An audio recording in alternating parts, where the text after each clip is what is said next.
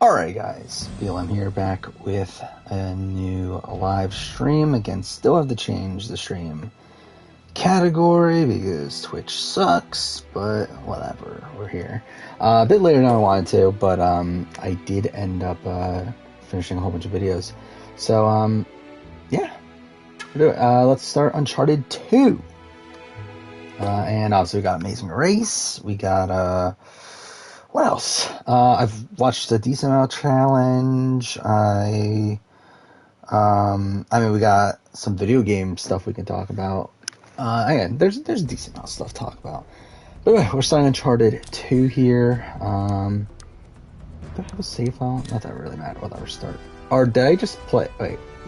Whatever. Didn't mean to do that. I think I just, yeah, I should have pushed a new game. Oh wait, this is a new game. Why didn't ask me? Whatever. Who fucking cares? Doesn't matter. Oh, hey, Justin. Here already. Yeah, Amazing Race happened. I'll be honest, like, I just thought it was, like, kind of episode. Like, I was expecting this to be, like, a really big episode, considering it's, like, the first one post-COVID, but it's just, like, kind of meh to me. Though, yeah, really funny, the Michael Moe situation, where they were to first boot twice, which is hilarious. Which I also feel bad for, because, like, I mean, like, the moment where, like, they're at the detour, and, like, they can tell, like, the same thing's happening to them again, I did really feel bad for them, but, I just don't think they're meant to be, an Amazing Race. But, yeah, that was something, though. Finish, the student stories and Lost Judgments. Yeah, I didn't finish them. I did a few. I think I only did like 5. Because I just wanted to get through the game at that point. And also I knew that oh, is this a speed? Wait. It's on speedrun mode. Yeah, I knew I didn't start the game properly there. So, yeah, there we go. Now, new game. Sure. Campaign. I'm. What should we do here? I'm just gonna go easy because I just don't want to bother. New save data. There we go. All right. I have not watched any Cobra Kai since the last time I streamed. I've watched a lot of the challenge though. I've watched seasons. So I watched Rivals 2, Free Agents, and I'm halfway through Battle of the Exes 2. So that's mostly what I've been watching. Yeah, weird to see them wearing masks, like, especially like when they were in the ski car thing, whatever it's called, the tram, like they had to wear their masks in there. But also weird that, like, so they were wearing their masks when talking in like a bakery or whatever, but they didn't have to wear their masks when like asking strangers on the streets. Wouldn't you think that's a bit like, I guess they're outside, but it's like, it seems like an arbitrary rule though. I feel like you're in a position where you have to talk to a random stranger, like shouldn't the rule be to wear a mask? But whatever, who cares? I mean, the season's already done, so whatever. Just started watching Amazing Race 9. I'm trying to remember which one is Amazing Race 9. That's BJ and Tyler, right? Again, like, Amazing Race really just does not stick in my mind. 9 is, yes, BJ and Tyler season. Okay, so Eric and Jeremy. Other teams. Don't remember. Most of the cast. Is this the right way? I think it's the other way, isn't it? Yeah. Oh, this looks really nice in 60 frames. I haven't played this in 60 frames before. But anyway. You're 87% on Judgment. I don't even remember why. I don't think I think I was like only at like 60 or so by the time I finished the game. So I definitely did not do as much side content as I should have. You've loved your binge of the challenge? Well then, what seasons are you watching? Oh yeah, I did see the Sam and Mark trailer for Australian Survivor. which, whatever. By the way, I find it so weird, like, how much bigger Mark is than Sam. Like, it just looks so jarring. Or, like, he looks like a giant compared to her, but, yeah. How are BJ and Tyler not called for All-Stars? I don't know. I really don't know. Like, even they were pissed at the time, I remember. Which I know, like, some people were, like, called them entitled and stuff. Because, like, I think it was BJ and Tyler and Chip and Kim both, like, were complaining about why weren't they on All-Stars. And, yeah, I don't get it. Like, I really don't. I mean, I know they're, like, limited by how many teams they have. And, like, I guess they wanted it to be more of, like, a... They probably wanted there to be, like, new winners. I'm like, who... I forgot, like... Chandler and Joyce come back, right? Is that the only winning team on All-Stars? And, like, Chandler and Joyce are not the greatest team. So it's like... maybe they just didn't want winners winning again. I don't know why. And to be fair, BJ and Tyler probably are, like, by far the best team on there. So, like, maybe it would have been, like, a, maybe a bit too overpowered, but I don't know.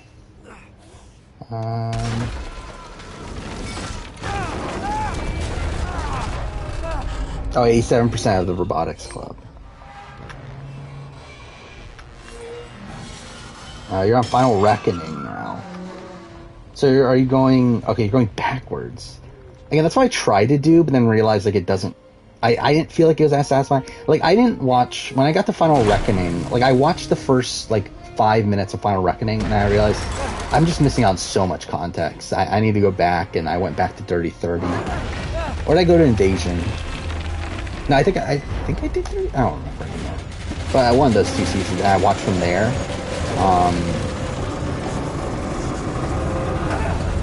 So, yeah, like, I don't think I could have watched Final Reckoning first, personally, but, either way.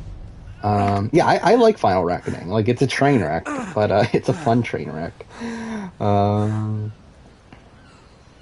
yeah, I have seen that, I did see that there was a buff that was a certain color in one of the promos. Yeah, I won't talk about it, though. Buy me a drink, sailor. Henry Flynn? Hey! Clearly gotten over Lauren O'Connor, but came at a cost? Well, I'm looking for you, mate. Uh-oh. Should I be flattered or worried? Maybe a bit of both. But yeah, like, I feel like with Amazing Race, like, I think the... Like, I was thinking, like, Raquel and Kayla had a good arc on the return. I felt like, again, like, it was, like, Raquel and Kayla, Ryan and Dusty, and... Well, I feel like those were the two, right? From an Edgic standpoint, and then, like, Kim and Penn were also pretty good. Then Aaron and Natalia, like, had a decent edit. Like, I think after this episode, like, I mean, it's definitely one of the three of Ryan and Dusty, Raquel, Kayla, and Kim and Penn, right? I mean, like, I guess it could be Lulu and Lala, considering they got this, like, story about their grandma and everything.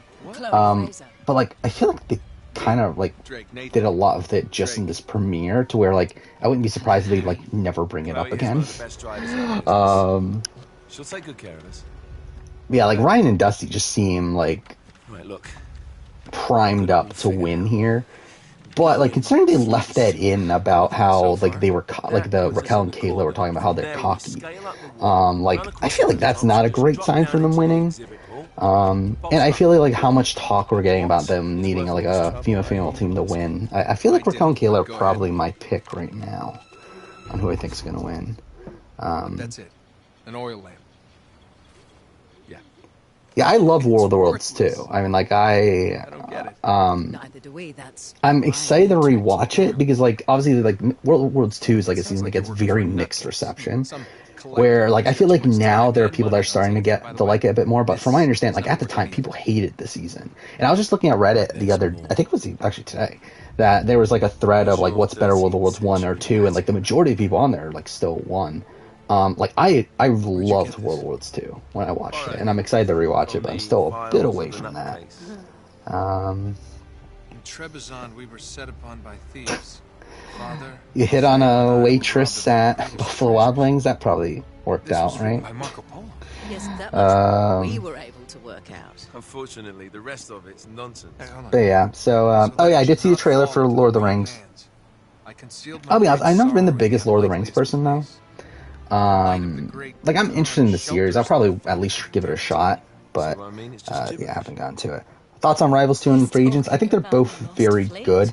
I will say I was a bit underwhelmed with Rivals Someone wanna fill me 2. in. Where like I still like Marco it. Like Polo was I founded liked it at the with time, and I 600 expected my passengers opinion of it to 14 go ships up like quite a loaded bit down on the with treasure rewatch, from and it King just Kong. didn't. And we lands Like in it Persia just a year like and a half later it's good. with only It's a one good ship season, but like and only 18 passengers. I don't know. I mean, like I think part of it's just that Every like it's a detail of his journey, but steamroll he never for Emily told and what happened to Paula all those ships on their and side the of things, and then like even the Wes and somewhere out there, there CT.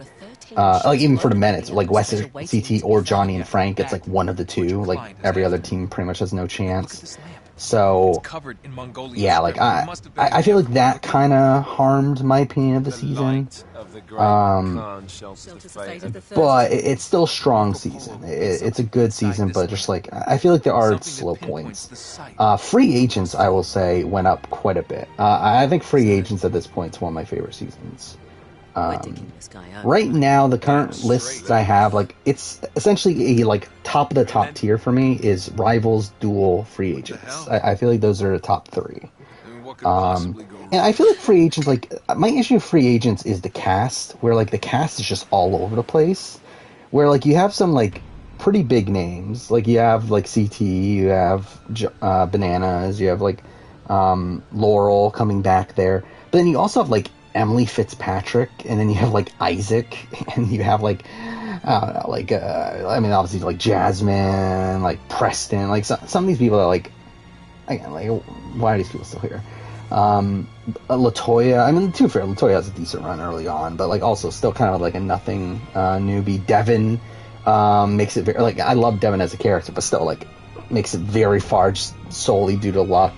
Like that's something I don't love about Free Agents, but it's still again like incredible season though. And so far in Battle of the X's 2, I'm kind of just like whatever on it. I think it's good. I think it also has like an issue in terms of the casting, where like I feel like it seems like from pretty early on, it's like it's either I mean like if you're looking at it from an Edgic standpoint, like Jordan and Sarah are for sure winning. Like there's really no question. But even if you take it like outside of that, like it's really Jordan, Sarah, or Wes and Teresa. Like it's one of those two pairs, and they don't really have much competition. So like that's something harming like that part of it. But it's still still a really good season too, though. Yeah, Celebrity Big Brother cast. I mean, there's nothing credible out there. Like this is ridiculous right now. By the way, like how many like fake spoilers there are for Celebrity Big Brother. Again, nothing. Don't believe anything that's out there right now. Nothing out there is credible.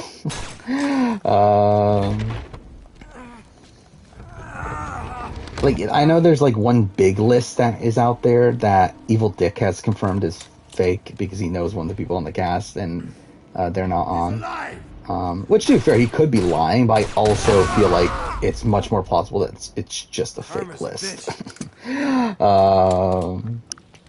Because again, it's also a very implausible list to me. Where like I know people want Tiffany Pollard on. Like Tiffany Pollard's not going on Celebrity Big Brother. Like that is not the type of person that Big Brother US wants on their show. I feel like, and I could be wrong. I think it'll be hilarious if I'm wrong. But I also feel like I feel pretty confident that I can't imagine Alison Grodner like wanting. Okay, well that. Fine. But yeah, like I feel like Alison Grodner would not be too high on Tiffany Pollard being on her show. I feel like. Why has Anissa been on so many seasons? I don't fucking know. I will say that like through watching these earlier, like these mid-20 seasons, Anissa's pretty good on these.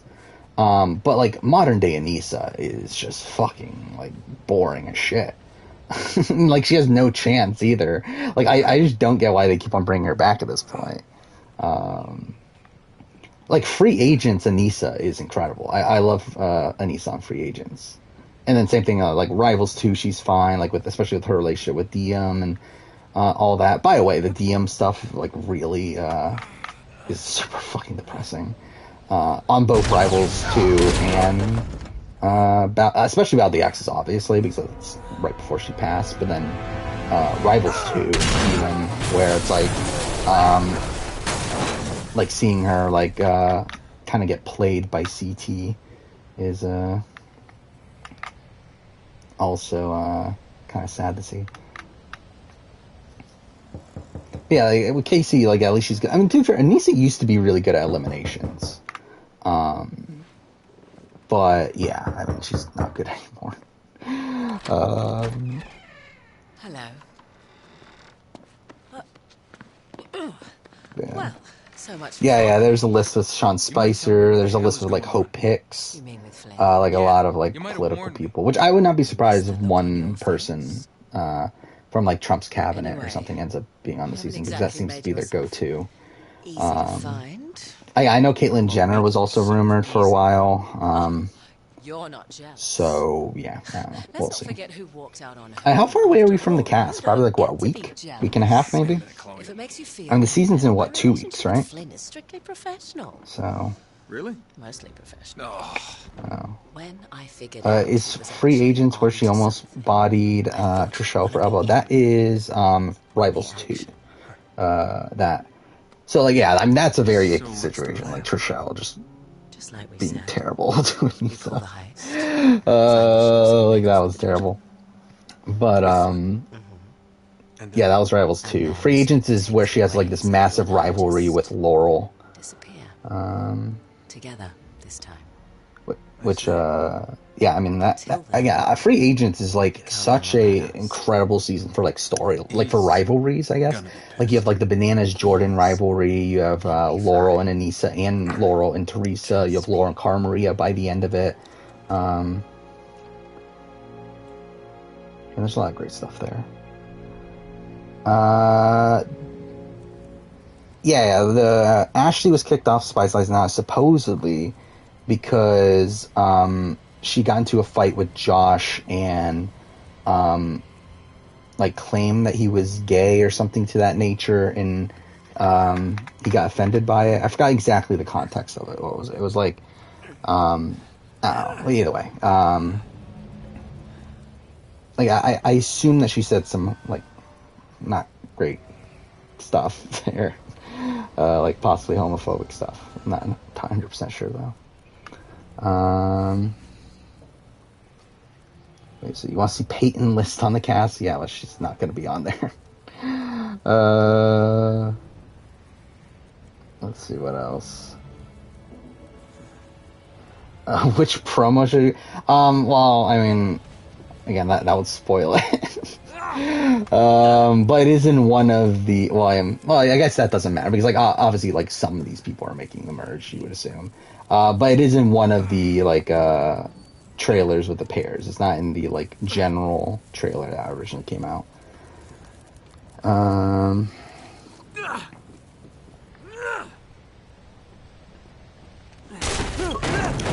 okay. Boston Rob on the cast? I doubt it. But again, I would like to see it, but I kind of doubt it. I mean, Boston Rob, to be fair, has like kind of been in the rumor mill for a while, like even for 1 and 2. But I feel like this is the time where it's like it's been even more prominent. But I don't feel like it's super likely. Bananas is the same thing though. Also been on a lot of the rumored lists. I will say with Bananas though, yeah, that's the issue with Bananas, is that definitely some problematic things can come from Bananas, especially with live feeds and everything, and how he's kind of a dick. He's like a guy that pranks people all the time. Like I feel like that definitely won't go well. But I still would be interested in seeing Bananas play Big Brother though.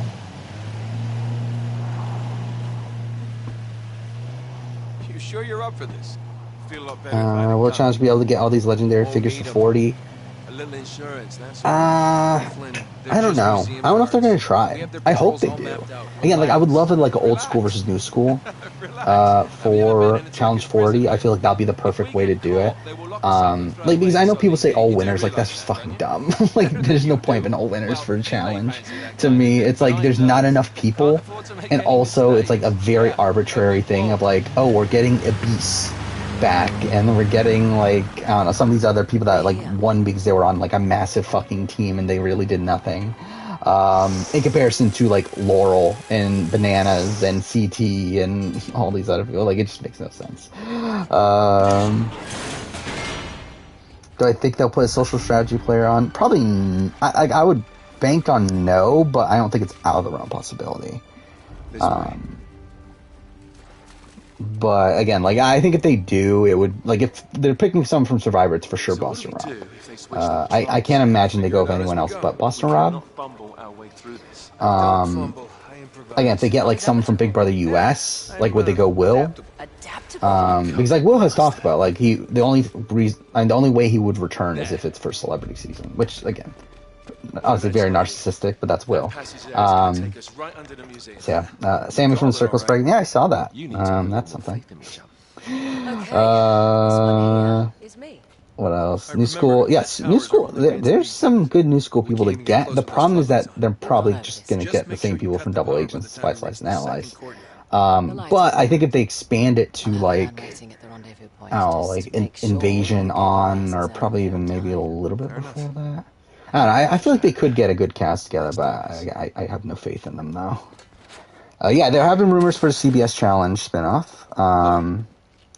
Which is interesting. Looking forward to it. Again, Gamer did not say that they were on the show. Gamer said that they were called.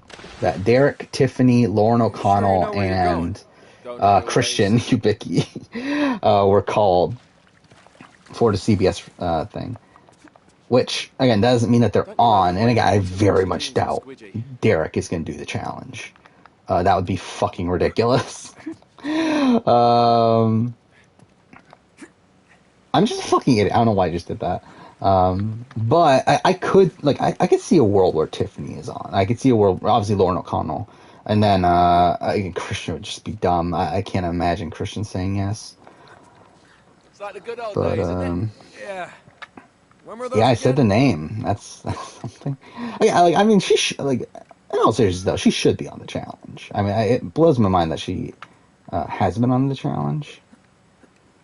Which again, supposedly she said no, but still, it's like definitely someone that should be on there. Yeah, and Christian's just really random. I get them wanting him like as a character, but like, I mean, come on, Christian's not going to do well on the challenge. Actually, is Gamer? I forgot. Is Gamer still privated on Twitter? Because like I followed them before they did it, but like I don't know if they're still are. No, they're okay. They're open.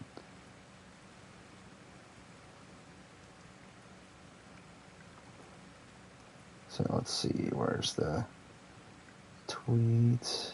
Oh my god, they tweet so much fucking shit. God damn.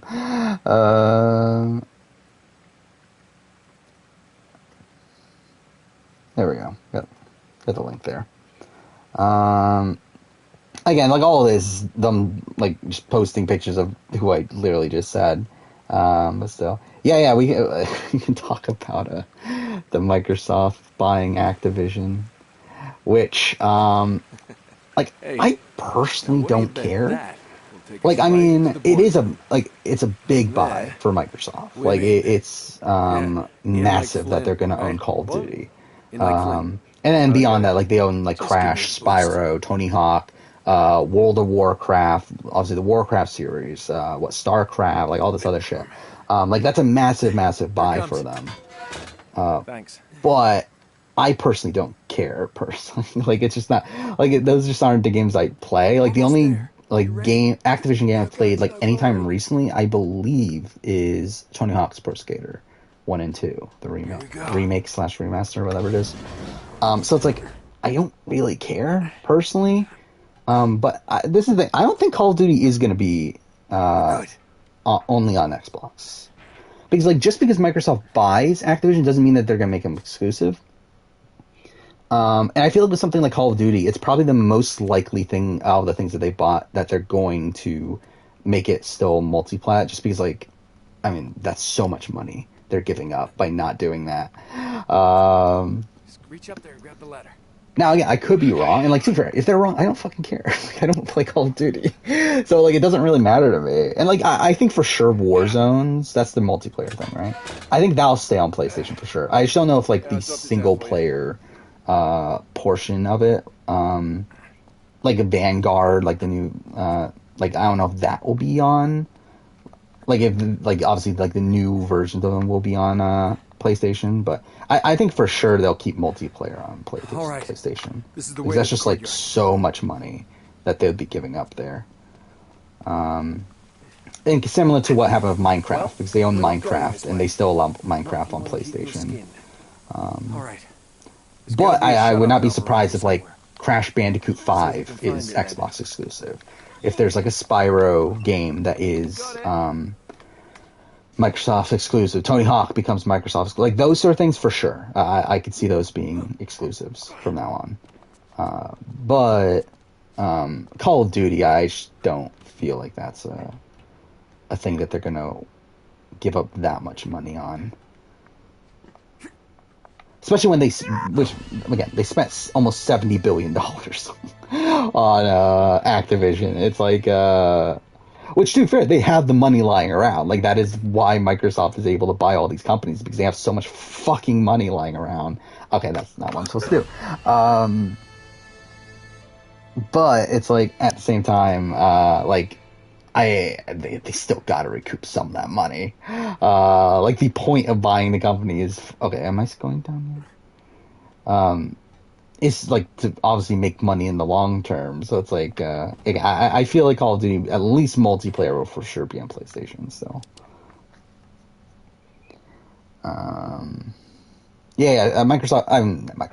Activision is a really shitty company.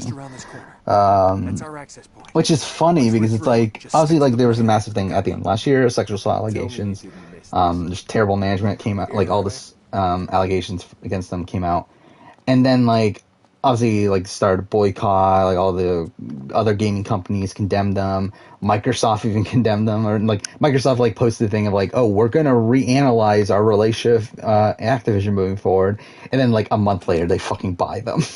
Like, that's so fucking weird. Microsoft will for sure reform it, but still, it is funny, though, that, they literally just mentioned, that we need to reanalyze our relationship, only for them to, like, obviously, like, at the time, they were clearly already in the process of buying them. So, yeah. Cara confirmed on the podcast she's vaxxed. That's interesting. Because I know she's been anti-vax, right? So she's vaxxed. That probably, like, that's probably a good sign that she is going to be on the next season. Considering, like, I'm pretty sure they're... actually, I don't know, because, like, Corey... Like, I know you have to be vaxxed to go to the reunion show, because that's why Corey wasn't there. But they didn't force them to be vaxxed for Spice Spies and Allies. Then I don't remember exactly when that was filmed, and if vaccines were readily available at that point. But still, I feel that's probably a good sign for Kara. What was Corey Nelson's first season? Nelson's was Rivals 3, and even then he was like an intruder that came afterwards because like someone quit, so he like took over for them. Him and Amanda actually both they were the rivals that took over for the pair there. And then Corey's first season was Battle of the Bloodlines, which is the season before that. So yeah, still no rumors for 38, which is weird, but also it's like it's still like over a month away from until we're There's the tower. filming the next season. So it's like there's still a decent amount of time there. I'm surprised we don't have more solid rumors on this CBS spinoff. You would think we would have more by now. Gamer said filming isn't in March anymore. I mean, like, I'll be honest. Like, I'm kind of fine with that, personally. Especially if we're getting this, like, CBS spinoff. Like, I don't need another challenge season so close. Because, like, we also have All-Stars 3 coming in, like, what, 2 months? Or so. So it's like, I'm good without Challenge 38, personally. for a bit, but yeah, interesting though. They keep on delaying filming. Fuck. We've got to get up to that balcony. Yeah, they love MTV for sure. Loves Corey. Got it. You can tell even at the time of like Battle of the Bloodlines and Rivals and stuff that they really love Corey. I've got the other one. Yeah, I'm just a fucking idiot with that. Where I think Australians for season 7 will rank, I have no fucking clue. We haven't seen anything of the season. I will say I'm not like feeling great about it right now. Because like it feels like they're very much just doing the same thing from like Brains vs. like the issues I have with Brains vs. Brawn. But like Brains vs. Brawn felt like a unicorn because of how much of a clusterfuck its cast was. That I don't know if it'll work on any given cast.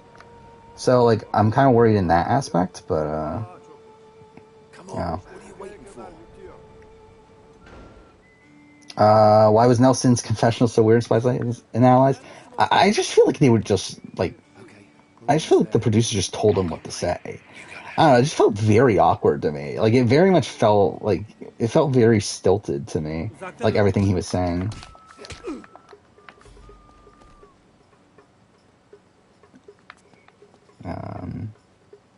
Yeah, for sure Nelson's gonna be on 38 though. I'd be very surprised if he's not. Did not mean to do that, but fine.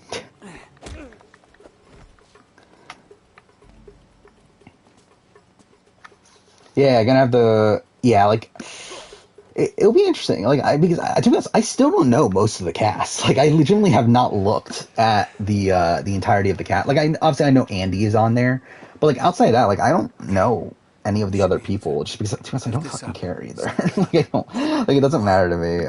Like I feel like I'll just like if they don't release the cast, then I'll just figure it out once the season starts.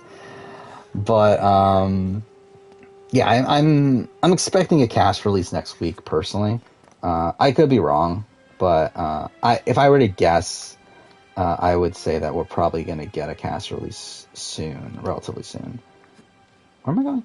Especially because I did listen to RHAP's podcast. Oh, do we not know the entirety of it? I thought the entirety of the cast was out there. It's just that, I didn't pay attention to it. Are there still some people that we don't know? That's kind of insane, actually, if that is the case. Where's the Media Island rank for me? Pretty high. I don't know. Like, I guess it's top. It's like bottom top tier. Like, it's kind of around where I would have like an HHH. Okay. Or am I going down? I'm going down, aren't I? But yeah, it's like around where I have like an HHH and like. It's probably higher than Edge of Extinction. Yeah, like it doesn't quite reach like the top of the top tier for me. Like it's not in my like top 10, but it's probably like hovering around like in terms of global survivor ranking. Like it's probably hovering around like 13 to 15-ish. Oh, did they do a talking tribal? I didn't even know they did a talking tribal. That's kind of funny. Like I did listen to RGP, the RGP podcast with Shan Gus, where by the way she was talking, it very much makes me feel like we are getting a cast we are getting a cast release at some point. But again, like that doesn't necessarily like mean soon. Like for all I know, it's like the day before the fucking premiere. I believe last year it was like a week before. Like for Brains vs. Brawn, so hopefully it's that. But who's Shan? She is one of the hosts of Talking Tribal. She's also the international survivor correspondent for RHAP. Yeah, she's like on Talking Tribal, which is like the 10 play after show. So like she's probably like a pretty credible source in terms of that, and then also like she's part of. Like, she's also helped with the production of SA, where she's actually in the credits, her and Mike Bloom, which is funny. Because supposedly, like, LaRue went to her and Mike Bloom for ideas for twists and stuff for Immunity Island, and supposedly for Return of the Outcast as well. Your second favorite international, top 12? Again, that's probably around where I would have it too. I'm trying to think, would it be my second favorite international? I don't know. Like, I'm still debating over, like, what's better, that or Philippines. SA Philippines. And then, like, in terms of Australian, I feel like it probably is better than any Australian season. So, yeah. Is Ashley top 10 female? I feel like she's probably borderline. She's very high variance, though, which I think is her issue. Time to tip the odds back in our But, favor. yeah, I don't know. Oh, that's brilliant. Guns? What are you thinking? Relax, Gandhi. They're tranquilizing. I think she's, like, probably border top 10. I mean, will remain unscathed. let's see. So, one is Laurel, for sure, for me. There was a competitor. Okay. And then, like, after that, again, like, it's, like, Evelyn, Emily, Cara Maria, Sarah Rice, and there's one person I just forgot. But either way, it's, like, I know there's, like, 5 people that I for sure have in my top 6. And then, like, I don't know, is Ashley in that next tier after that? Potentially. Is it true Australian Survivor episodes are an hour and a half long? Yes. At least I believe they're aired an hour. Like, I believe they're, like, they're an hour and a half, like, on TV, not necessarily in terms of actual length. But yeah, they are really fucking long. God damn it.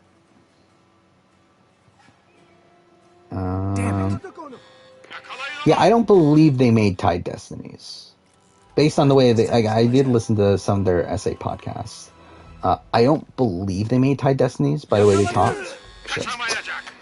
Do I think Emmy and Emmanuel are locked for 38? Yes. I think Emmanuel is the biggest lock. Emmy has the issue with the N-word, but Let's take these guys out. I don't think they'll not put her on the cast because of that. Because, like, supposedly, like, if you don't know, like, she was on X Factor, and, like, sang a song that had the N-word in it, and people were, like, upset about that. But it's like, I don't know, that is, like, while I could see MTV, like, not putting her on because of that, I feel like they put, like, so much, what am I doing? They really hyped her up so much that, I just feel like it's very unlikely that they don't put her on because of that. God damn it. What the fuck? Whatever. I believe Logan has talked about him not being on 38, but I don't think I've seen it for myself. But I've heard that he's talked about not being on the next season, but again, if he wants to, he's for sure on. Again, another one that MTV put so much fucking time hyping him up.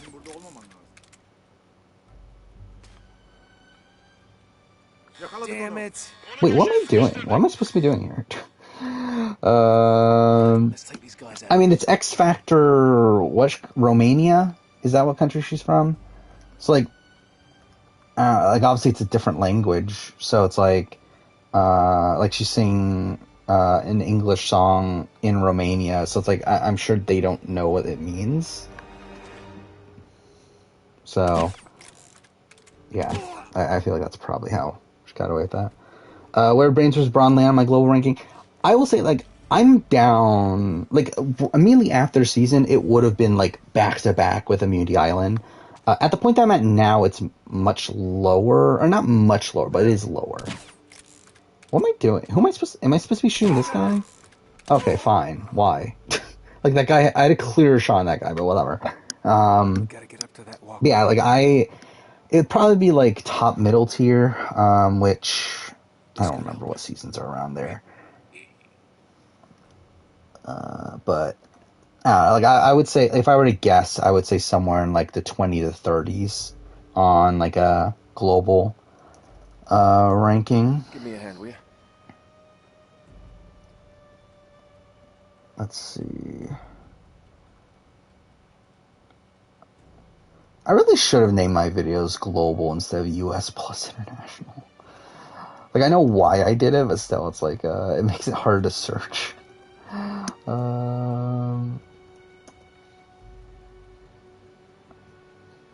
way. Okay, cool. That's lovely hearing my voice. Yeah, like, where do I have?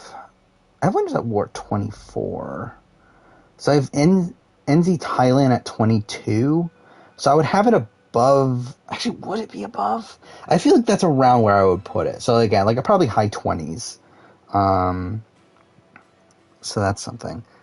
So the guy playing Flynn on a Disney show I watched was a flamboyant rock star, and I found that very weird. Yeah, I feel like that would be weird. Okay, for something with wheels, this is very heavy. Like, I feel like whenever you hear about like people that you watched as a kid and they end up doing like something really fucking weird afterwards, it's always kind of weird. Can you climb? No?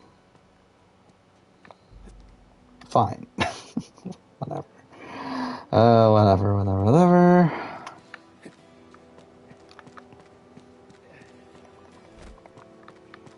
Those rafters will get us onto the roof if we can get up there. Yeah, it was funny that I was watching. I was like on Twitter, and like someone posted a clip from Power Rangers Time Force. I guess that's not what I'm supposed to do. But the scene that like in the finale where Wes and Eric end up like making amends and everything, and it's like it's supposed to be this like really powerful scene. I remember as a kid as being like, oh, this is such a fucking great scene.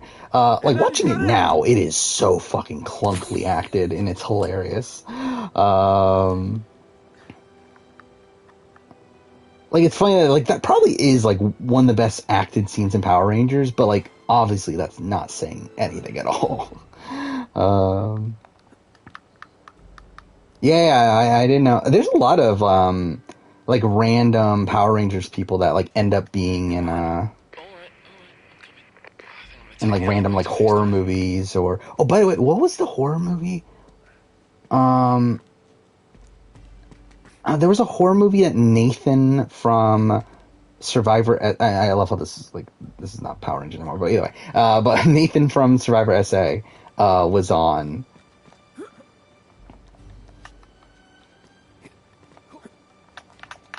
That was like really weird. It was like a really terrible like horror movie. That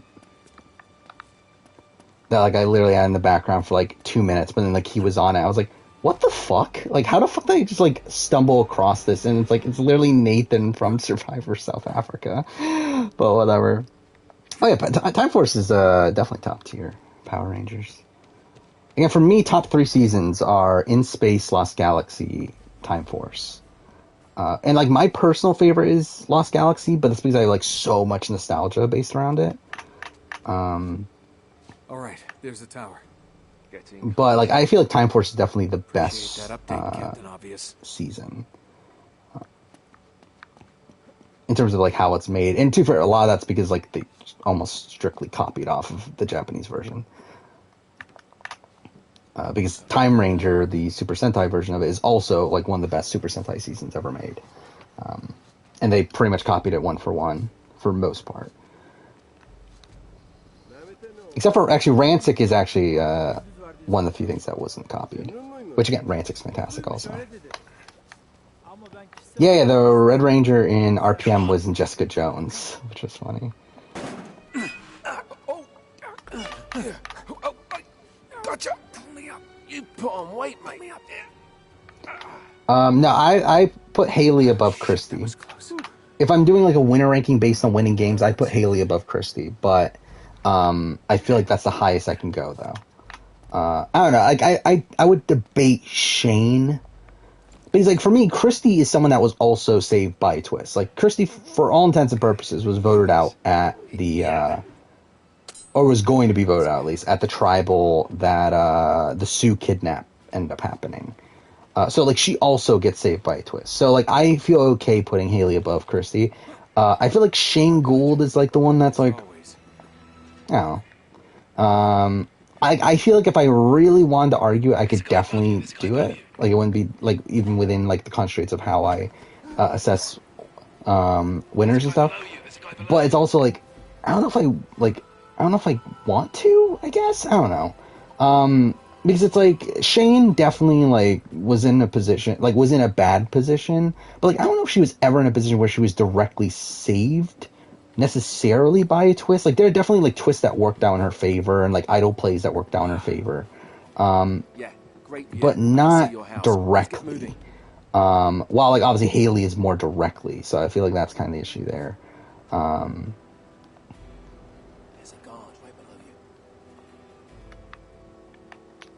And then beyond that I can't put her higher based on winning game. What happened to Lauren Coogan? I don't remember. What was it?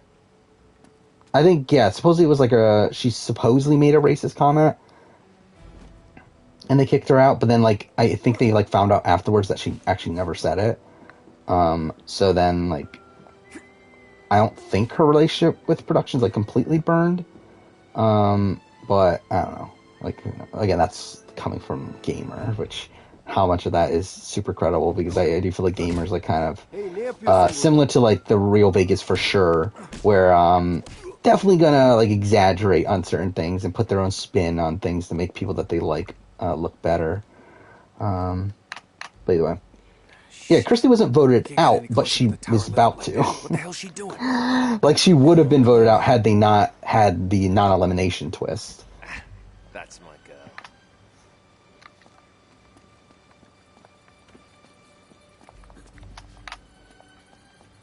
Erica versus Nicole, I would have Erica above Nicole. I don't know, like again, obviously, like the major knock against Erica for me at this point is the hourglass twist. Okay.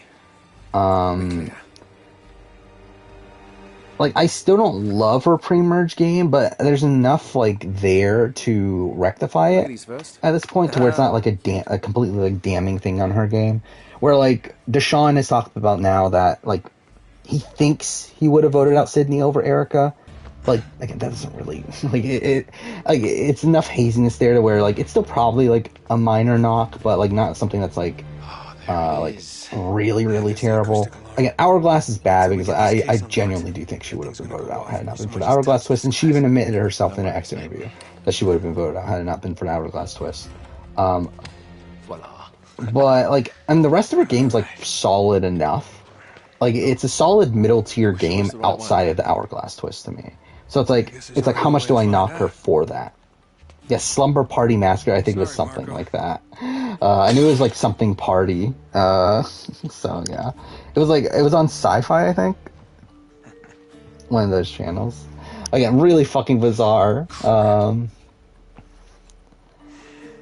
that's the understatement of the year. Bob is in at bottom 5.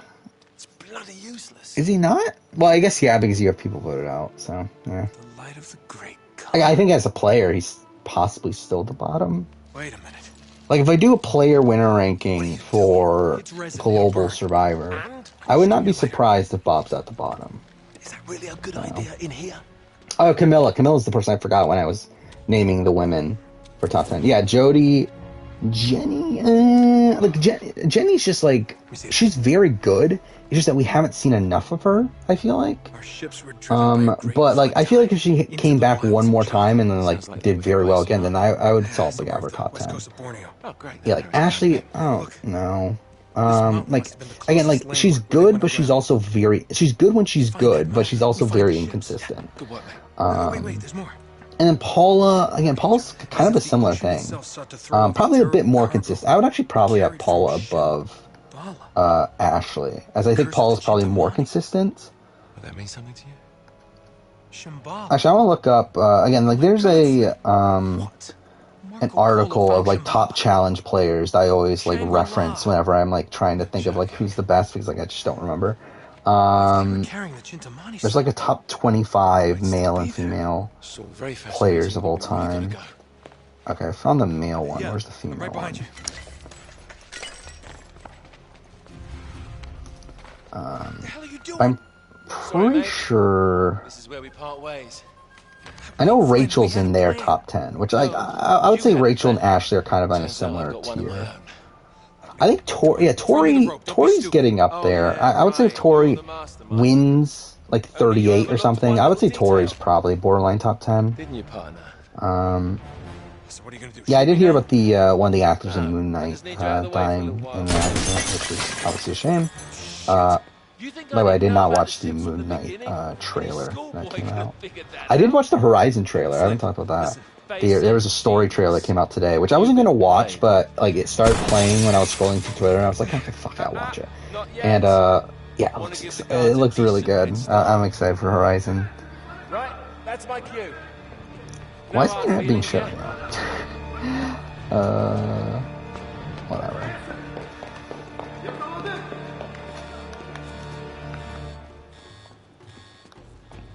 But Damn it, Flynn.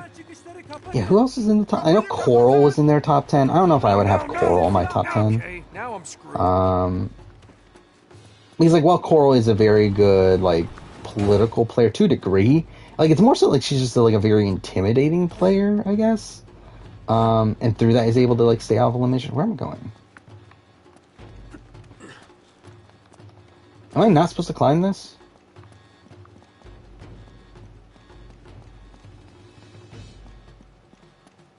Wait, where am I going?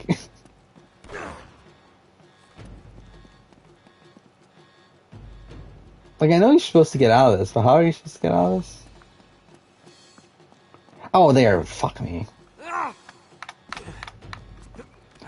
Yeah, Carrie and like, Think. the more I see Horizon, like this trailer for Horizon, remind me so much of old school Assassin's Creed. And that makes me like kind of more excited for it. And like I've always said that like Horizon essentially has the potential to be what I always wanted Assassin's Creed to be, but like it never lit up to because Ubisoft sucks. But like so much of this trailer reminded me of Assassin's Creed. Like the fact that she's wearing the Shield Weaver armor at the beginning reminds me so much of like Brotherhood, where you start Brotherhood with Ezio wearing the armor of Altair, which carried over from the ending of AC2. It's like the like continuity between that. You have like what looks like is possibly going to be like some sort of like Those Who Came Before-esque storyline playing a factor. That makes me excited. I feel like there's a lot of potential with the story there.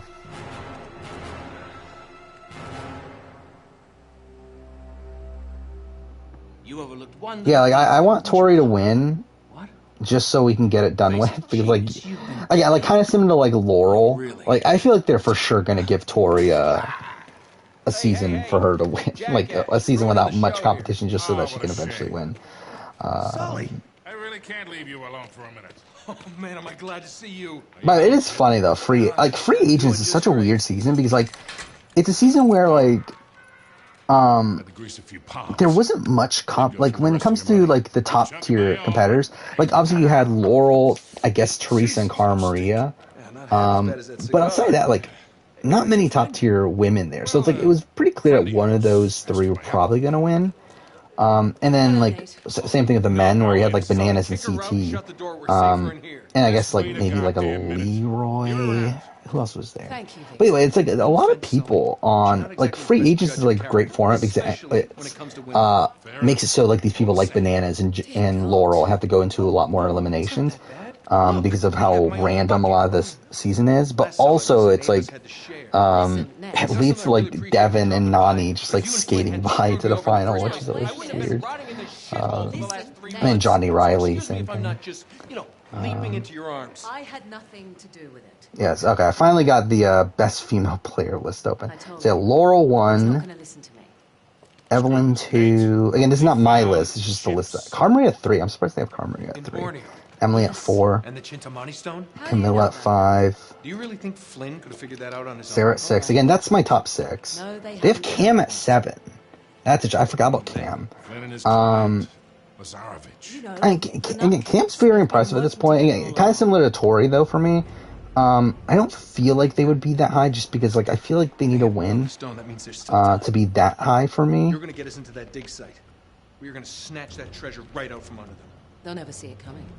Yeah, like, I don't know. Like, I feel like, again, Cam's very good, though. Cam would definitely be up there. Look, Then you got Rachel at 8, again, like, probably Cora at 9, Susie at 10. Exactly. Thanks.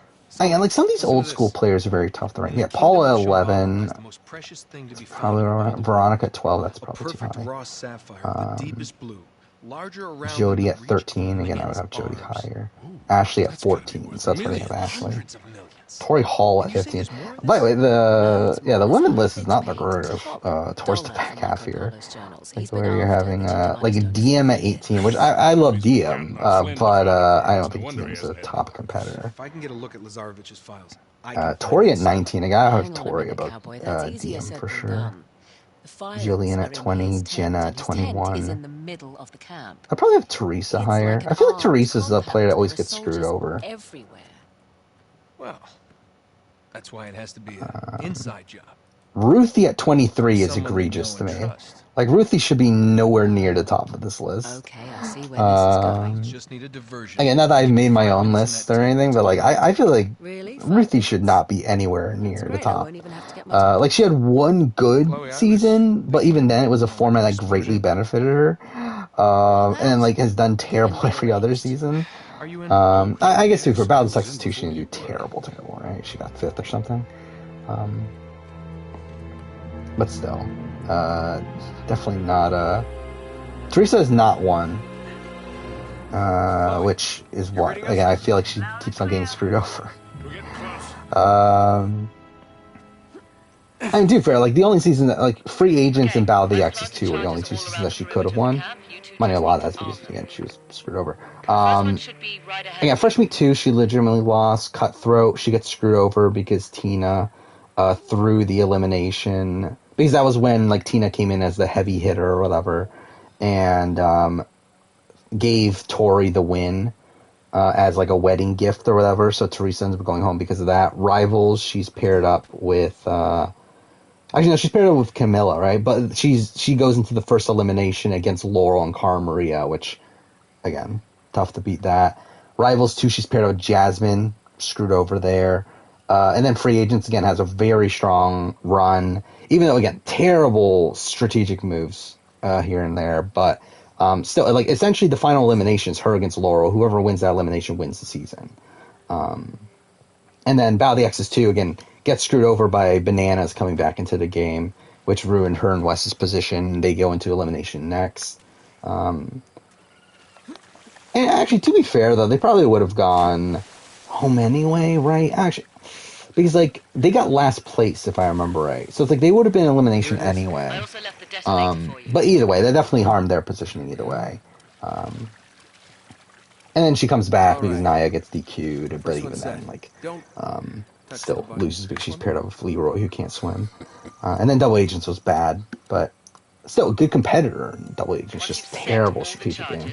Or political game. I don't know. Should I start saying political game when I talk about the challenge? Like, I know that's the term that they use for strategic game on the challenge is political game.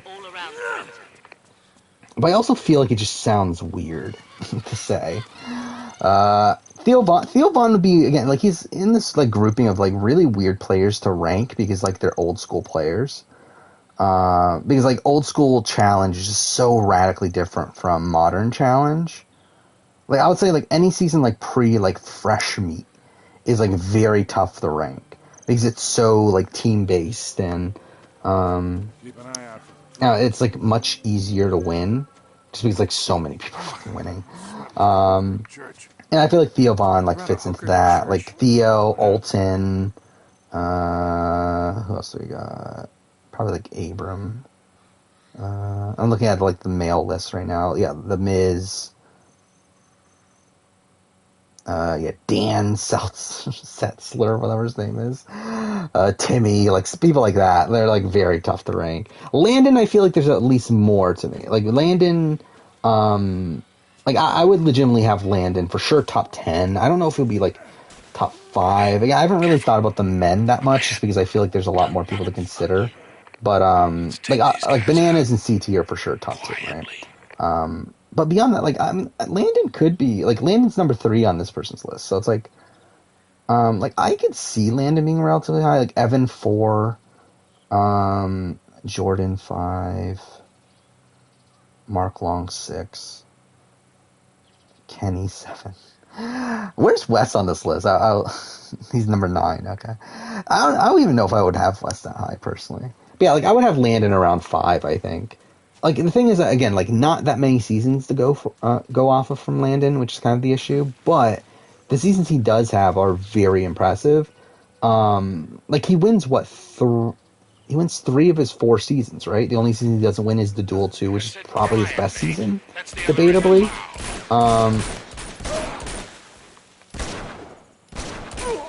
So, yeah, I mean, it's a really good track record. And, like, again, Duel 2 and Fresh Meat 2 are both, like, seasons, like, that I think have a bit more credibility to them than, like, Gauntlet 2 and Inferno 2, which were the other 2 seasons he won. So, yeah, I think he's, like, proven himself as a competitor, even beyond that, like, old school era. To where, like, I would legitimately have him high on the list. And I guess Mark Long, same thing. Even though Mark Long hasn't won a modern season, like, he's done very well on modern seasons. Despite the fact that he's already, like, much older than everyone else. Again, he's like 40 on Battle of the Sexes, or Battle of the X's. Looks like we can swing across there. And he's still, like, really good politically on that season. See if I can find another way up. And also Duel 2, obviously. Or Duel 2, he's the same thing, so. Yeah, and he won Fresh Meat with Carly, which is insane, with Landon. So yeah, that is kind of insane also. Where essentially he does what Wes couldn't do with Casey. And to be fair, Carly's probably better. Carly's better than Casey. But still, it's like it's essentially a similar scenario.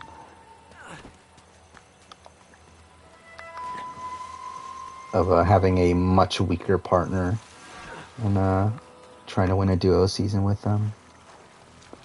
Yeah, Kenny is such a weird player to rank because it's insane that he got to 7 finals out of 8 seasons. The only season he doesn't get to a final is the Duel, which was his 2nd season. Where am I going here? Right there we go. And, like, he's essentially, like, this massive, like, linchpin in the game. Or, like, he's the, like, the person, like, keeping, like, the majority alliance together on, like, every season. That he's on. Like, yeah, really good political player. But, like, not the greatest competitor. Which is, like, kind of the issue. This way. Nate, you should be approaching excavation mind you, he is, like, now. good at finals. Like, even though he's lost a decent amount of finals, right? He's lost, like, 4 finals or so. Like, 3 or 4 finals. But, like, he's actually, like, pretty good at finals. Like, it's probably, like, the best aspect of his game. Because, of his, like, physical game. Because he's not that good at eliminations.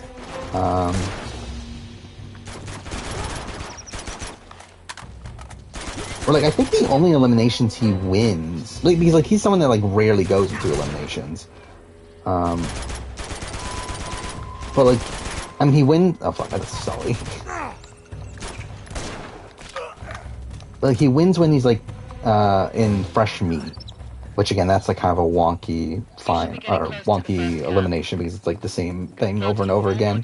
You're going to have to clear the place out before you can arm them.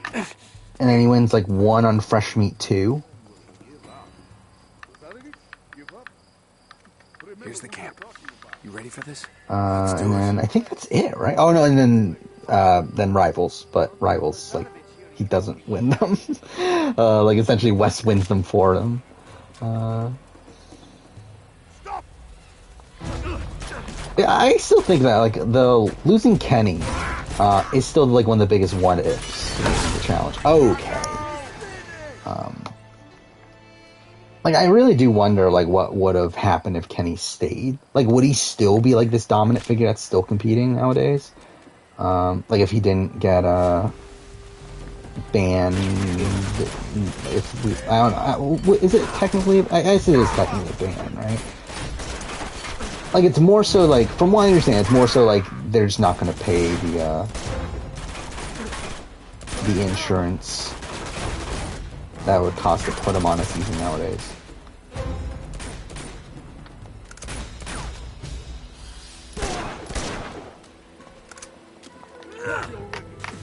They should have won Gauntlet 3, for sure.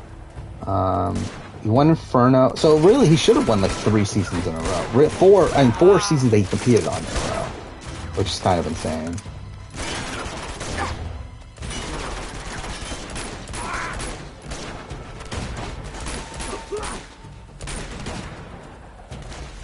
It is also funny that like probably his best season competitively is like one again that he doesn't win. Which is probably refreshed me too.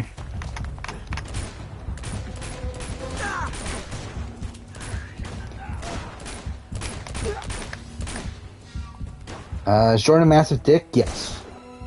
I think that's pretty clear. It's funny because like I was watching Rivals 2.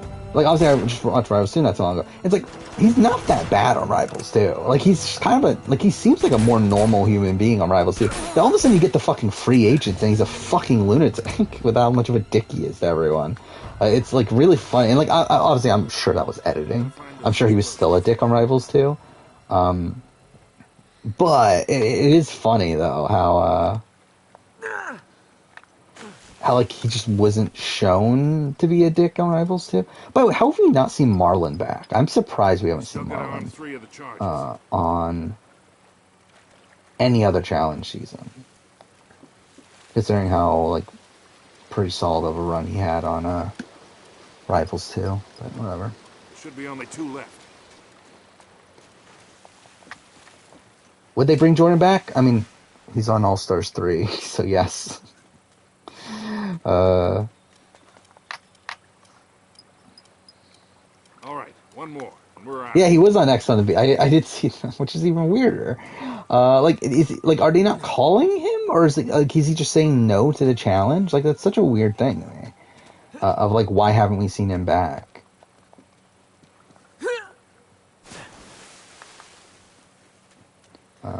Yeah, like also I was thinking about this earlier too. It's like with Kenny, it's like when would Kenny would Kenny even be on Battle of the X's?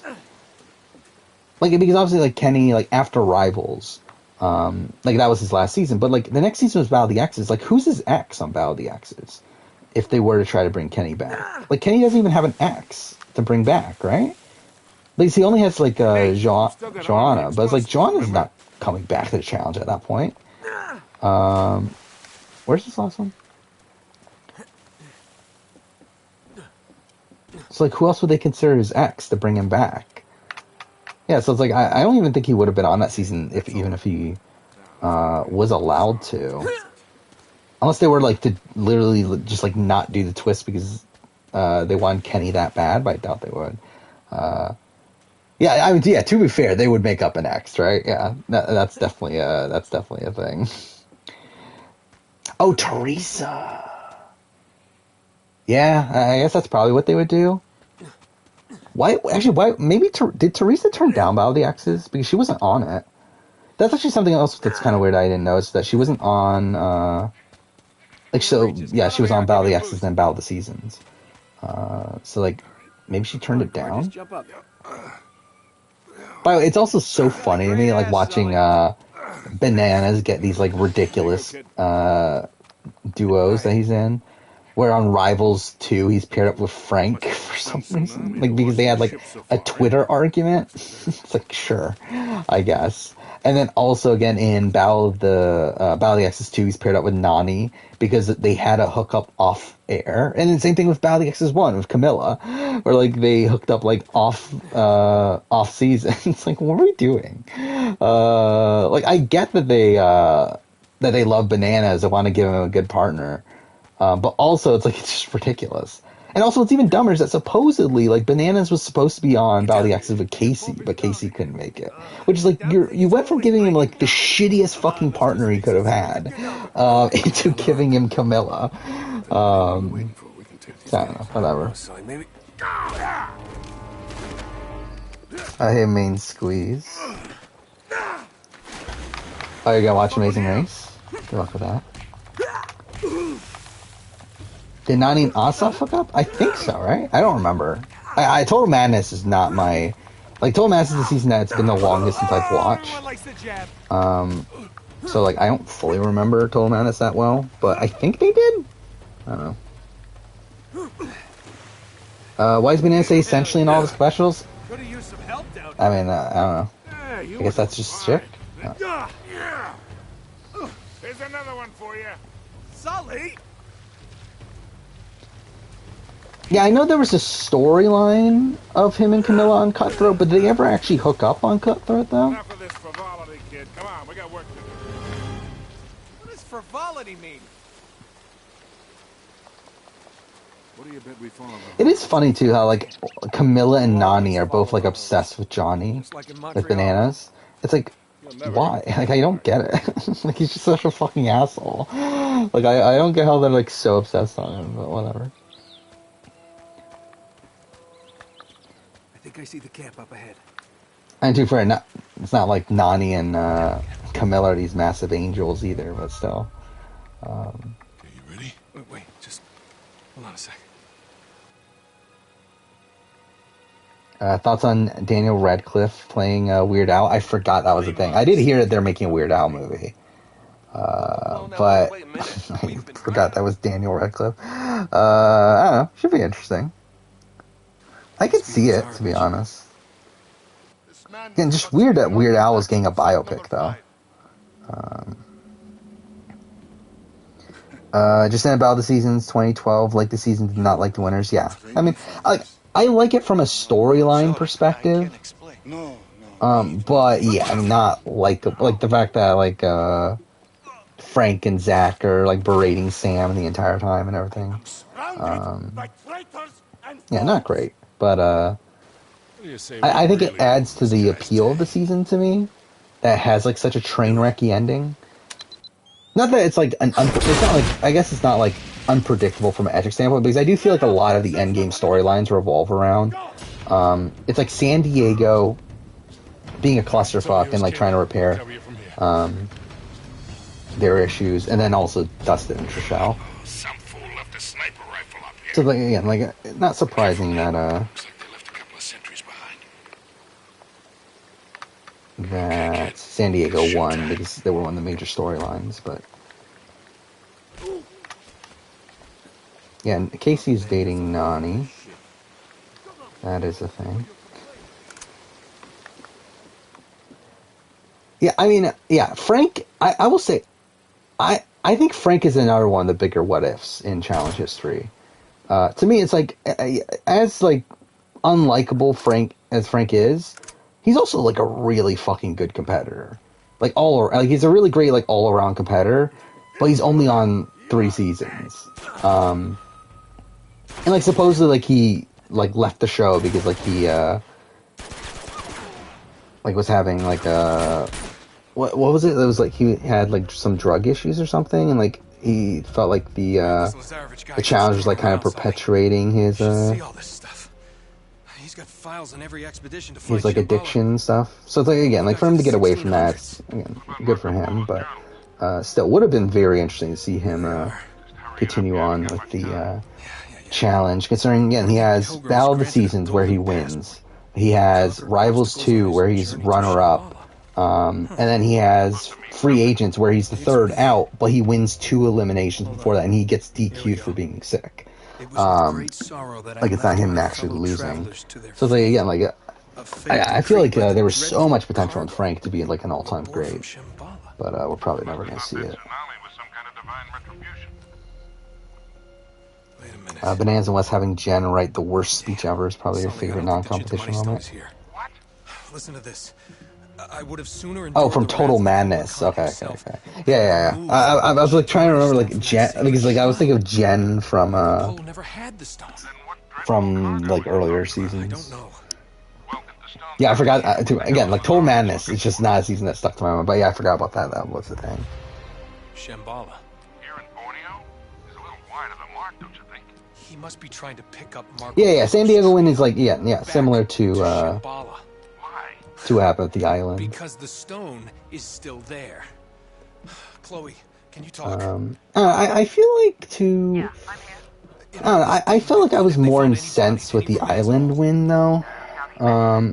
Especially with Johnny winning the island, I feel like that was like kind of more icky to me. Don't you find that a little odd? Especially because like Johnny wasn't even that good. Like to me, it's like at least like San Diego were actually the best competitors. Like they were legitimately the best team on that season from a competitive standpoint. So like that kind of rectified it to me a bit, even though they're still like unlikable. Compared to the island where like you have Johnny who's like kind of just like skates by without having to really do much competition wise. Grenades. Well, that's convenient. And yeah, like at least Evelyn was ended up winning. I find the Derek stuff so weird, where like obviously like it's like the JEK alliance that people talk about. Okay, not what I wanted to do. Of Johnny, Evan, Kenny, but like very clearly Derek is alongside them.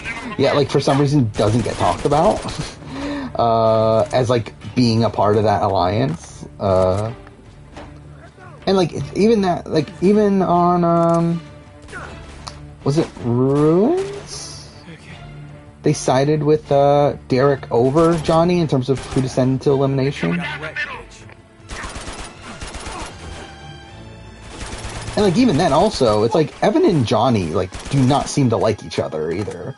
So like it's funny that it's always talked about, it's like Johnny, Evan, Kenny, but like no one talks about Derek, who's like alongside them for most of it.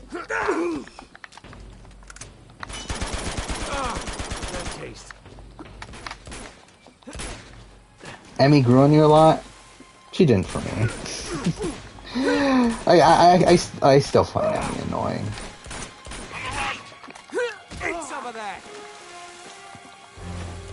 But again, I get why people like her though. Thoughts on Kyle? He's fine. Like I mean, like I think there's a bit of fatigue. He's obviously been on every season since Vendettas. Like that's what, 6 seasons? 1, 2, 3, 4, 5, 6, 7 seasons. It's quite a bit, especially considering he has the same like shtick every time. But I mean, too, he's one of the people bringing drama to the show. So it's like I do respect him from that aspect. That he's like one of the only people, especially on Spies, Lies, and Allies and Double Agents. Like at least he's like trying to make good TV. But I still I would not be opposed to him not being there. What am I trying to do again? This, right? Isn't this... Or do I have to kill them first? I got more than I can handle here, kid.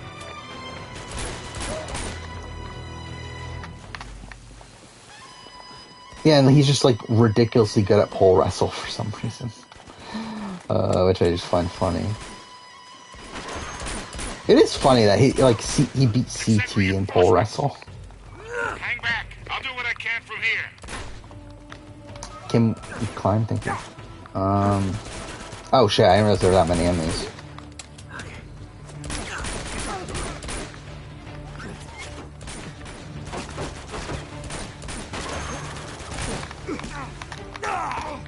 Battle of the Sexes. I mean, there'll certainly be a lot of people to get from the challenge. By the way, like, also, like, something else that I've, since rewatching these seasons, is, like, seeing Zach. And, like, the thing is, like, Zach is, something I will say about Zach. Zach is probably a lot more, like, I think Zach's probably a better player than I remember, at least, like, from a, like, strategic point of view. Like, I think Zach is actually probably one of the more intelligent people on the cast on, like, these seasons of the challenge, which is, like, kind of weird to say. But he's also, obviously he's still a massive fucking dick, though. But it's like, if it wasn't for him being such a big dick, like, I feel like Zach would actually probably be one of the best, players there. Or, like, he's, like, one of the only people that, like, seems to actually, get basic strategy.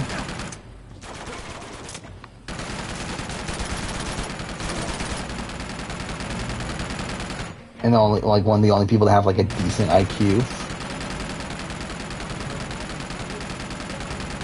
Aren't I? Oh wait, I'm supposed to throw a grenade, aren't I? Okay, well that was obviously what was it? Zax take steroids? I would not be surprised. I don't know for sure, obviously, but would not be surprising.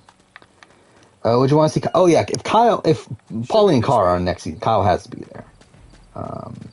And 100%, I expect Kyle to be there. I would be very surprised if Kyle's not on next season.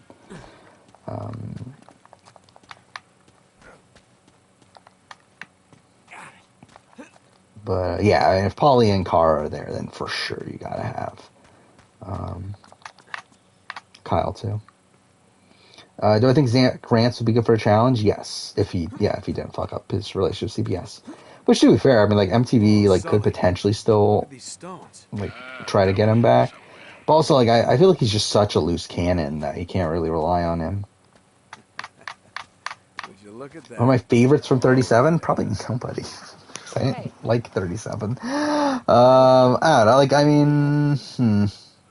I like Corey Lay. Like, in terms of, rookies and stuff, I liked Corey Lay. Shall we check it out?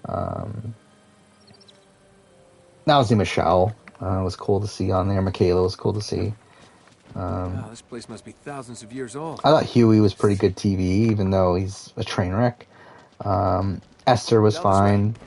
Looks like we hit the jackpot. I like Bettina, but she didn't get that much screen time. Look at their teeth. They're all black. Yeah, Corey kind of gets screwed over a bit. And what's a shame too is that I don't expect to see him back either. Hey, I think I found Because it does not seem like MTV loved Corey for some reason. Cargo all the way up here after they were shipwrecked. He feels like someone that they should like, but for some reason it just doesn't seem like he. more resin. Again, he wasn't at the reunion show. I don't think they even mentioned him at the reunion show, right? Yeah, production hates Bettina, you can tell. Give me a light. And Bettina's called out production as well, so it's again, you can tell there's not a great relationship there. We're definitely not seeing Bettina back. Battle of the Sexes, Bananas, Kenny, Frank, Zach, Paulie, yeah. Wait a minute. And you can also add Wes in there. It's everywhere. I feel like you can add in most challenge men on there, especially from pre 30 pre War of the Worlds. I feel like the majority of challenge men kind of fit into that that casting type.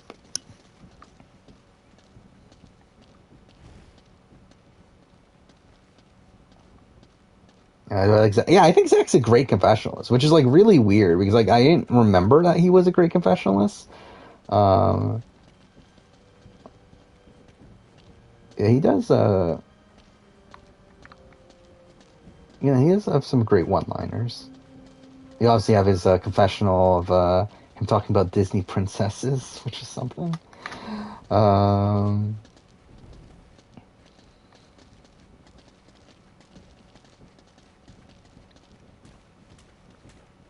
Where am I going? Whatever. Do I really think they'll put Nelson and Kylan? Do you think Nelson and Kylan are definitely working together? Oh, yeah, for sure. Yeah, they were hanging out. So I think for sure. And two, I think Kylan is the type of person that Nelson would normally work with anyway. Stand at this wall. Yeah, that's odd. This moves a little. Sully, help me out. And we saw them try to work, Nelson and Corey try to work with Fessy early on. And again, I feel like Kylan's essentially the next coming of Fessy. So, would not be surprising. What, any particular reason, Alliance? Well, you're going to have to wait a bit because CT's not coming back yet. More bodies. Oh my god. You know, maybe I'm Got to crazy. wait until probably 40, season It looks 40. like they all killed each other. Come on, Nate. You're just getting spooked. That would be cool if they did old school versus new school, though. I really would like that. Yeah, I'm on Valley X's too. Look at this. Right now, I'm about halfway. I think I got through. So I was gonna stop at episode 5, but then I watched half of episode 6 before starting stream because I was waiting for a video to upload. But, yeah. By the way, I am officially caught up on videos, which took 8 months. Like, it literally has not been since April of last year that every video I have recorded, I've edited every video that I have had recorded. So it's like, yeah, obviously, I mean, there's stuff I'm working on still right now, like obviously the challenge season ranking, Spiritual ones. Oh. yeah, Amazing Race 33 review, Could this be stuff what like Marco Polo that, was but talking about? in terms of everything I've recorded, everything is edited In his journal, at this he wrote point, that so that's cool, at worthy least. seeker would be given a golden passport. Can Fessy ever win? Yes. On the journey to Shambhala. So, I would not be surprised if Fessy wins 38. Especially without CT there. I mean, without CT there, I think that maybe this really opens up the field there for Fessy. Between Greater India and the province of Tibet. Yeah, I mean, like, lies who's a field of competition exquisitely finished temples. without CT Hundreds there? of gilded spires stretching as far as the eye can see. Like, I really do feel like Yeah. he's really primed to win Just a few one of these temples, next few and more seasons. to city. Well, that could make things Bananas and CT ever went to elimination against each other? Yes, they have. In all these many temples, only one. Yeah, they went to elimination on seals the free secret agents. path to Shambhala. The final, it was actually the That final path shall elimination only be on free revealed to the agents. pilgrim Which, by the way, free agents is for sure Bananas' best season from a competitive standpoint. Nice work, kid. So what are we waiting for? Like, he is like really impressively, like, he wins like what 3 or 4 eliminations that season, and wins against, like, again, he wins against CT at the end there. He wins against Jordan. Mind you, Jordan was a bit wonky because it was the wall wrecking challenge, which was tough for Jordan because he only has one hand. But still, I mean, Bananas has a very impressive season there. Clear. I'll see you in a bit.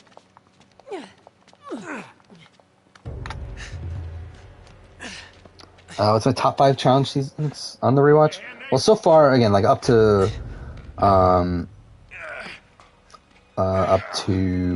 about, well, I guess up to free agents technically. Again, for me, I have like a solid top 3 of Rivals, Duel, and free agents. Like, that's currently the order, but I feel like I might move things around.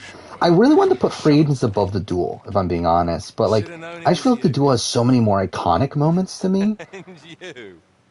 And like, Rivals is a weird season, like, where like I might move Rivals down to the bottom of those 3. Actually, I don't know. Like, I have a tough time like really ranking those. And then after that, I don't know. Like, it's kind of tough. Like, obviously I have them ranked here, but like, I don't feel solid about my ranking. Like, I have Gauntlet 3 at number 4. Like, I don't know if I feel good about Gauntlet 3 at number 4. And then Rivals 2, Cutthroat, Battle of the Seasons 2, Fresh Meat 2, Duel 2, Battle of the X's, Ruins, Inferno 2, Gauntlet 2, or Gauntlet 2, Island, Inferno 3, and then Old Seasons.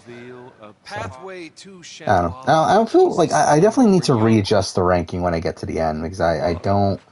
Yeah, I don't feel confident about some of these placements. But that's currently where the ranking's at this point. Disappointed by Nelson, Spice Lies and Allies. Yeah, I think he could. Like, I mean, if CT wasn't there, I think Nelson was in a decent position to win there. But like, I'm starting to think, yeah, I don't think Nelson is going to win at this point. Like, he's still someone that has the potential to. I just feel like he always gets to the final. And the same thing with Kyle, same thing. Where it's like, I feel like they're both like people that like, they could do well in a final. It's just they're always getting to the final against people that are just better than them. So it's like, let's go.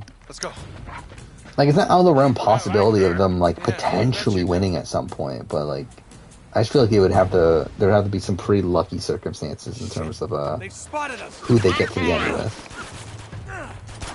I mean, because again, I can see Nelson winning. It's just that he needs to get against the right people. It's just that he's always, again, like with this season of CT, it's like, he's not going to win against CT. Actually, wait, I just realized he lost against CT twice now, hasn't he? I forgot about it. He lost an invasion to CT. I forgot about that until now. But yeah, I mean, like, it's really like, don't get to the end against like CT or Bananas or one of these people that are like really good at finals, and then I think Nelson's probably like a second tier sort of person there. You gotta be out of your mind. We'll break our goddamn necks. If we get caught, Lazarevich will break them for us. I'm getting too old. Do a for this 5-year bullshit. retrospective Chancellors for Pros? I probably Start this won't, again. to be honest. Listen, I will be doing a video later on. So I'm doing the season ranking where I'm going to rank all the main seasons. Then I'm going to do a sequel video to that with the spin-offs. So I'll be talking about the Champs versus series there. Oh, shit. Well, shall we? Is Tori winning eventually a guarantee? Yes. I think it's pretty much a guarantee. Can Nelson or Kyle beat Fessy? I don't know. I don't think... Like, if I were to guess, I would say Fessy beats them in a final. But, I feel like that's a better... It's definitely a better shot to win there than against CT. Well, he's had some help from the local guerrillas. The city's been on the brink of civil Kyle somewhat has a chance to win next season. He probably does, to be honest. Again, like, no CT. Charming. Yeah, well, all the chaos provides some cover while he destroys the city. I don't know, who else is likely there? I mean, that's the problem. Like, we just don't have, like, a full, like, grasp on who's even going to be back. But, like, I mean, like, CT and Bananas are probably not going to be on 38. Probably no Wes, I would guess. It's too fair, not that Wes is, like, a great competitor. At this point. But, in terms of the main show, but it's like, yeah, I don't know. I mean, could Jordan be back for 38 and potentially do well there? I don't know. I've been better. Yeah, Kyle did beat Fessy in Total Madness. I mean, that is a thing. I think it's determined on like what the final is. And to be fair, I also feel like Fessy's been training a lot more since then. Where like he comes into Total Madness kind of being a newbie. Where I feel like at this point he's training exclusively to win a challenge. So I feel like that's also a thing that's a bit different. Don't they ever give up? Bananas might be because he said he could save the show, yeah. Potentially. I mean, not that he can save the show, but I mean that he could come back. Will Josh be on 38? I can fucking guarantee it. Yes, he will. Banana. I think by 40 for sure, Bananas will be back. I don't know if he's gonna be back right now though. Especially considering he's like just started the like podcast that he's doing, where he's talking a lot about the challenge. And considering he was supposed to be on All Stars 3 and dropped out the last second, like that kind of feels to me that like I don't know how into doing challenge he is right now. We'll see. Do I think winning games of Champs versus series should or could be different than the regular series? I mean, like, it's definitely different, but like I did see this argument on Reddit of like, should All Stars count as a win? Like, I personally think it should. Like, if we're including fucking like Gauntlet 2 as a win, then I feel like I would also include All Stars as a win, and probably Champs versus. Again, I haven't watched Champs versus yet, so like I don't know the ins and outs of how it works, like in terms of like the competitions and everything. But like I suspect I would consider that a thing. Christian could be a good competitor. I'm interested in seeing how he translates to the challenge, because like the thing is like it doesn't always translate well. We did see Victor, who was obviously like this massive comp beast on Big Brother, but then like he comes to the challenge and he's kind of just mediocre. So it's like I could see that happening with Christian.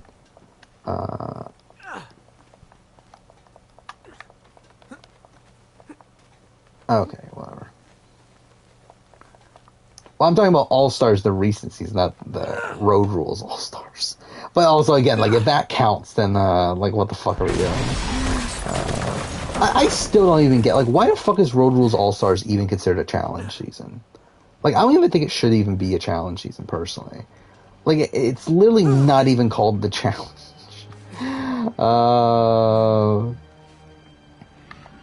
Like it's not called the challenge. It has no competition. It's literally just like a special Road Rules season that has real world people in it. like it's not even like the initial concept of the challenge was, or like by season 2 was road rules versus real world. Like that's not even there in season 1. Like I don't get what the fucking point of like considering road rules all stars this season is. Yeah, I know they consider road rules all stars like a win, which is just again it's still dumb to me.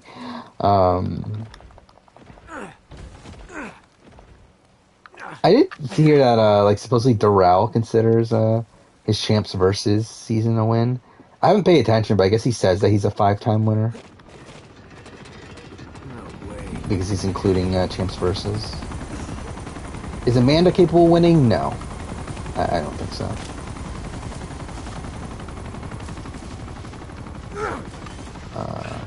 Like I would be very surprised. Like Amanda to me is like on the same caliber as like a Nani, where like I could see Amanda potentially making a final, but like I don't think there's any chance they win that final if they get there. Again, like unless they're like really lucky at who they get to the end there with.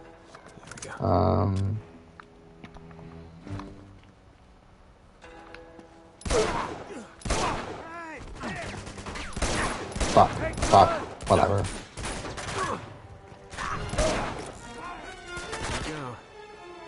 I mean, I love Amanda. Amanda's like one of my favorite challenge characters and everything. But she's not that good of a competitor.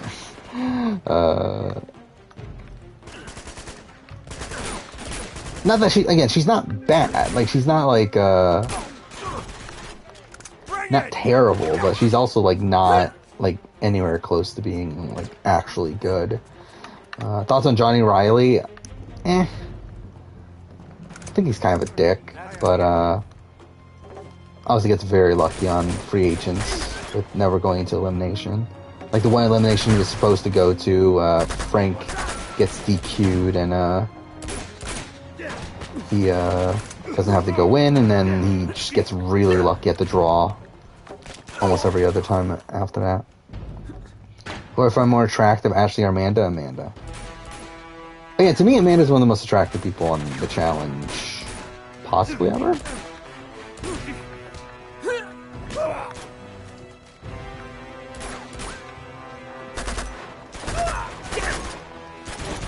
Does Michelle want to come back? I would suspect so. Again, the fact that she bothered going to the reunion, like makes me think that she probably is one in the favor of MTV, and also like would come back. So like I'm expecting to see Michelle, if not on 38, then at least on like the CBS show, the CBS challenge thing.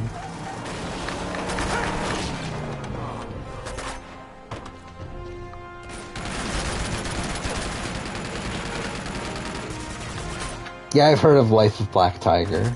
It's like one of the worst games ever made, right? I've never played it, but yeah, I have heard of it.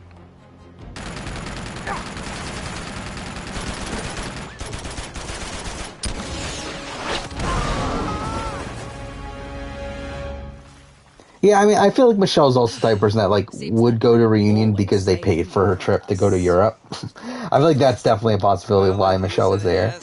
But I do feel like Michelle would do another challenge. Oh. Is that an ancient Tibetan ritual dagger in your pocket? Oh, maybe I'm just happy to see you.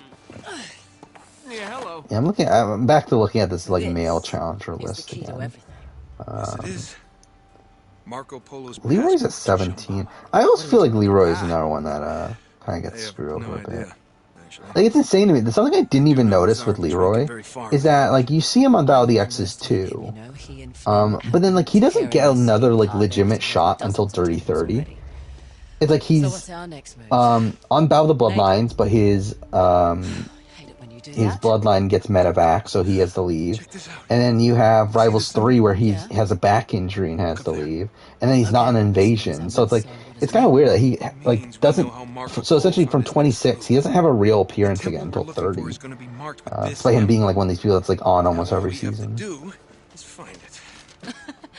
You do realize there are literally hundreds of Also weird to me, like, Battle of the Seasons is such a weird season. in terms of casting, where like I don't get like, did Leroy turn Battle of the Seasons down? There's a hotel not far. Or did they like really want Alton back? Like what happened with Las Vegas in Battle of the Seasons? Where like Las Vegas is like the only one where like for some reason they have like half from the original Las Vegas, half from the second one. Where like they have Dustin and Nani from the new one. Like why didn't Leroy end up being on there? Like I guess they didn't want Leroy and Alton. I guess they maybe considered them too similar. And I guess they just really wanted Alton. But like that's such a weird like thing there. Like the entire casting of like I would love to do like a retrospective of Battle of the Seasons. Just talk about what clusterfuck that season is. Wait here. I'll see if I can find a way around. Like it's so weird to me, the production of that season, which is why I think Battle of the Seasons in general is just a bad. Like while it's a cool concept, it's also just a terrible concept from a production standpoint. Just because like you actually have to get like a massive group of people to agree to that we're all on the same season to agree to come back. Oh, okay, well that's cool. In challenge, do you think you should have 2 winner picks? Yes. Yeah, male, female winner pick. Like if coming into Spies, Eyes, and Allies, if I wasn't spoiled, like unspoiled, like I would have already said CT for the men. Like for me, CT and Fessy are like, if they're on a season, they're probably gonna be my winner pick. But then for the women, I was like Tori or Casey, but I leaned more so towards Tori.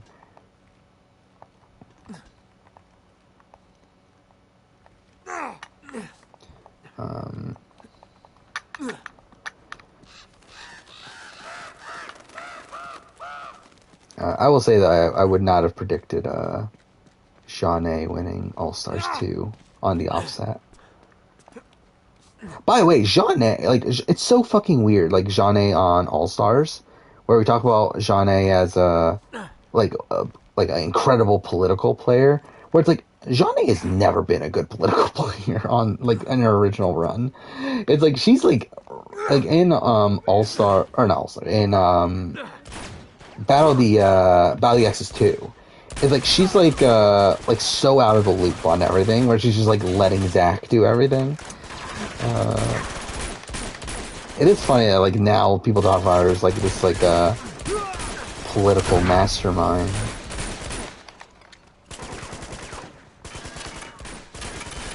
Apparently Amanda's back for X. Is that a thing? That'd be just kind of weird, wouldn't it?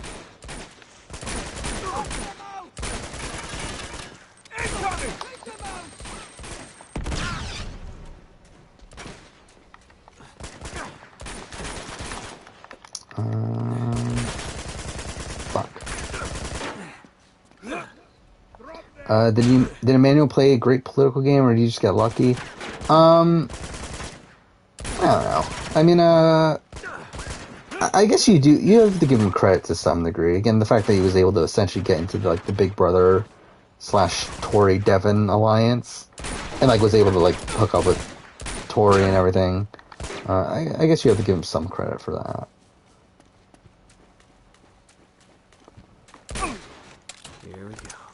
Again, the question is like how much of that was actual game. But yeah, I mean, like I think you would probably give him a decent amount of credit for that there. Stand back. Man said on live that Berna got COVID during the first quarantine and tried to give the stronger females than Amanda COVID. That's something. Wait, if Berna got COVID, then why was Berna even on the season? Like, because isn't that the thing with Nam, that Nam got COVID and they kicked him off?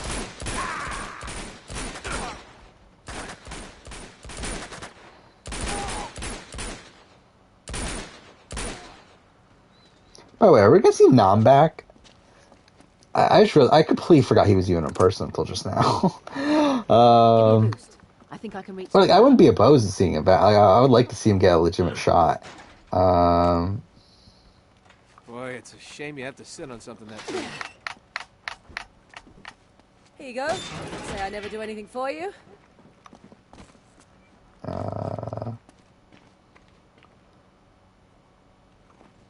Tina, I would, like, personally, I would not have, like, much faith in Tina to win at this point, especially after All-Stars 2, where, like, even though, like, she did fine competitively, like, I don't know if she has the drive in her, to win a challenge season. Like, I love Tina as a character, but, like, I don't know how much she's gonna bring, competitively there to win a season of the challenge.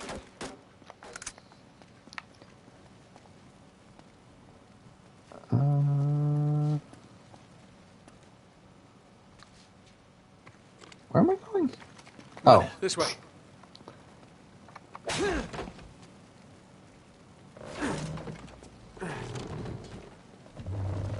Go. Okay. Yeah, I can't. Yeah, I mean, Just don't want to get a splinter. That was chivalrous, huh? yeah, I mean, yeah, I guess I won't say anything. Yeah, I won't say anything. It's more All-Stars 3.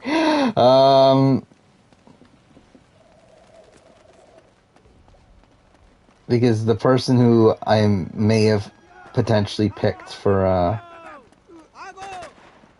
the person who I would have picked for the women may or may not have won.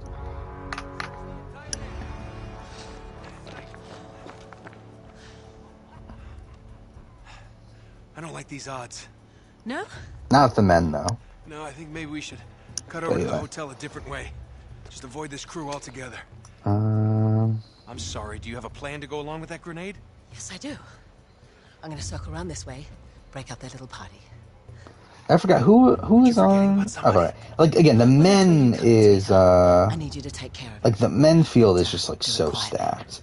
Again, you got like Darrell, Jordan, Wes, you got Mark Long. Desperate times, right? Which, to be fair, I don't know how likely it is for Mark Long to win at this point, but so, I mean, just so many people to pick from there, from the men. Here it comes!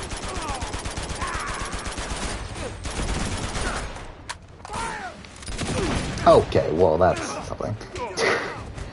Why is the challenge so spoiled? Yeah, I think it's because I mean, like, one, there's people that have, like, very credible sources that I assume is with someone on the production team.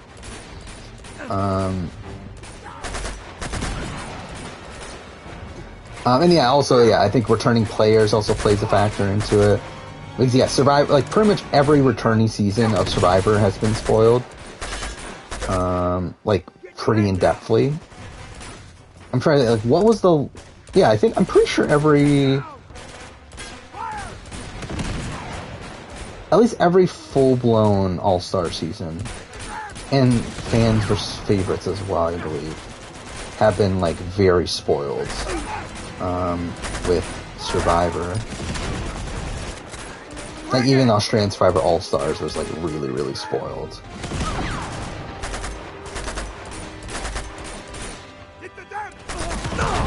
Okay, well, that's cool.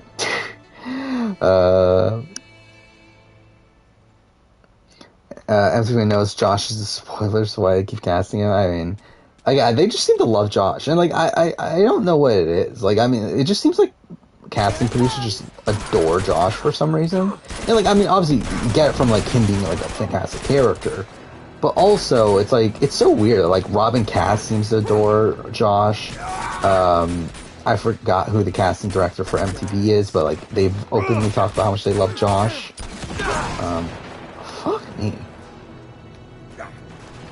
It's just weird how it just seems to. Oh, it's right. The guy's fucking right here. Yeah, he just seems to. Alright, we're good. To get in with all these like casting directors for some reason. Not Bitter Murray. That's the production. Well, I mean, one, it's not, but yeah, that's the production company. I'm talking more so about the actual casting director. Alright, let's look this up. I forgot what their name is. They did an interview not too long ago. And like they keep on talking about how much Sky Topic. Is that her name? Yeah, Sky Topic. Yeah, she's casting director and a co-executive producer for Bunham Murray Productions.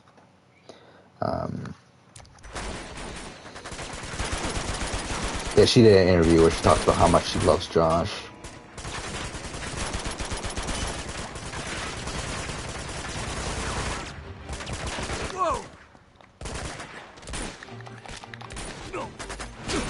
You hear that? Yeah, Jeanne and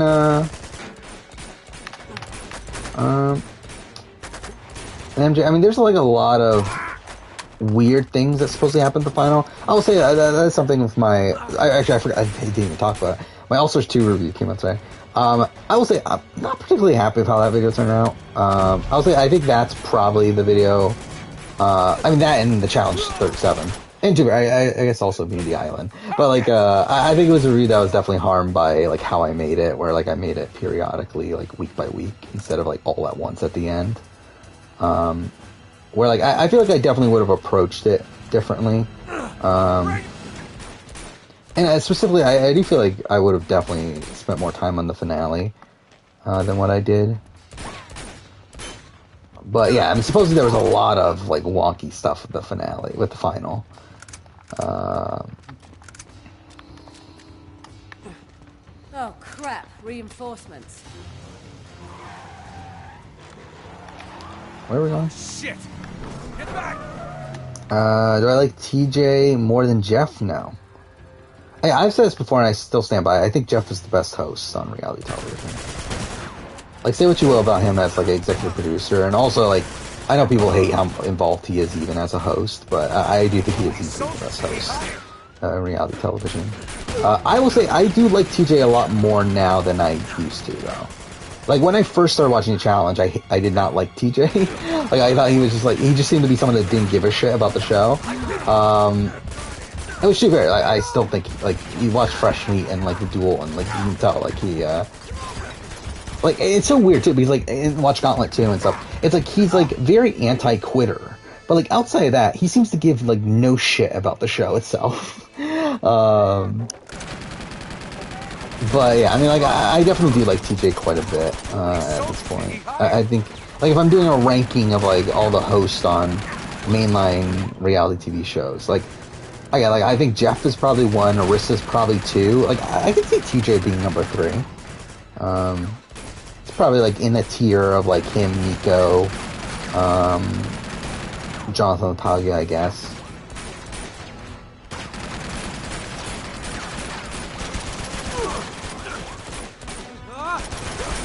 Oh, Phil. I love how I forgot Phil even existed.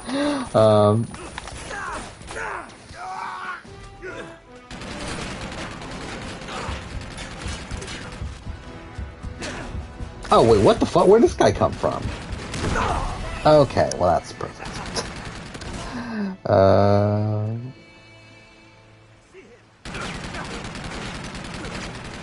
No, I don't like... Julie Chen is... I still think Julie Chen's the worst host in reality TV. But again, like, it's gotten to the point where she's so bad that it's humorous. So, like, at least that's a thing. But she's still really bad, though.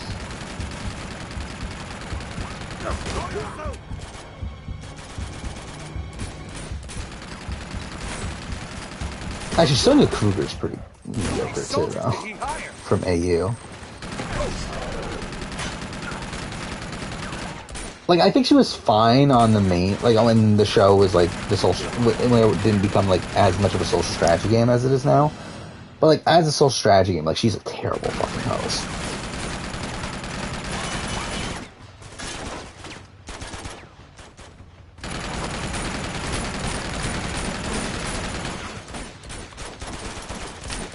Fuck.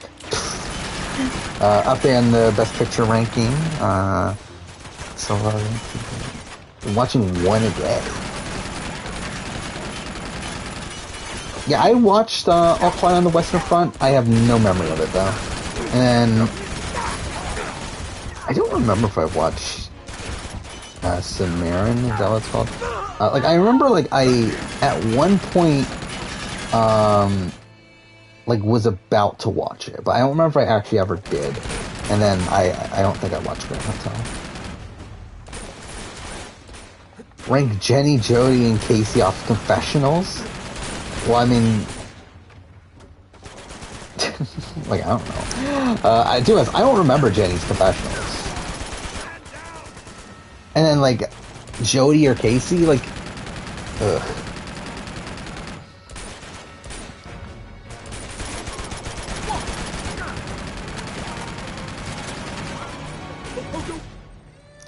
Sumerian is very much a pro Manifest Destiny movie. Like, it's a Western, right? Let's see. Wow, it was 1931? I didn't remember it being that old. I thought it was like 50s. Oh wow, that was super lucky I got a headshot there. But I'm still fucked. What is this fight, though?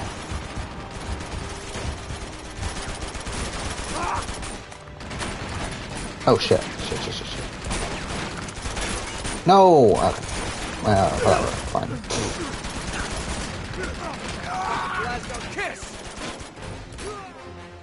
Whatever.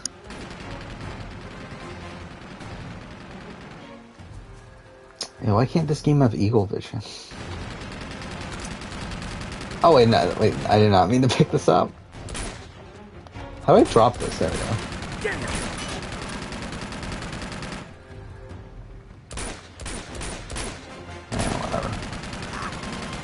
Whatever. Do I think Tommy and Michelle were more intimidating than the other rookies due to winning Survivor, or were they seen equally? I mean, I think Survivor had a massive target on their back coming into the season.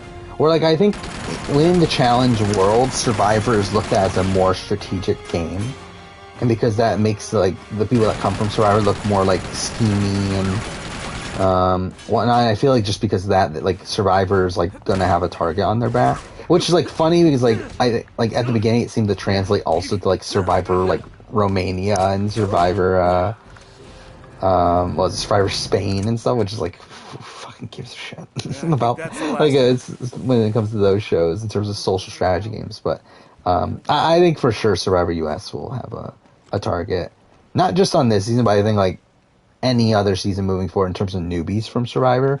I think when it comes to vets from Survivor, I feel like they can at least have inroads made by the time they return. So like I don't think Michelle's like guaranteed to be a big target if she returns next time, because I think she'll have relationships by that point. But I think in terms of rookies, I think they're definitely going to have a lot of issues moving forward. Where the fuck is Chloe?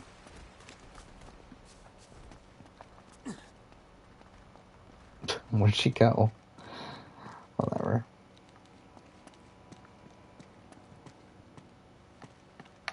Next time I talk do a review, can I talk more about the challenges?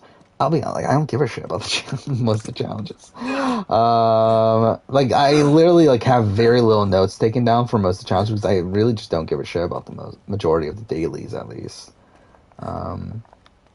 Like there's some that like trivia I think is fun.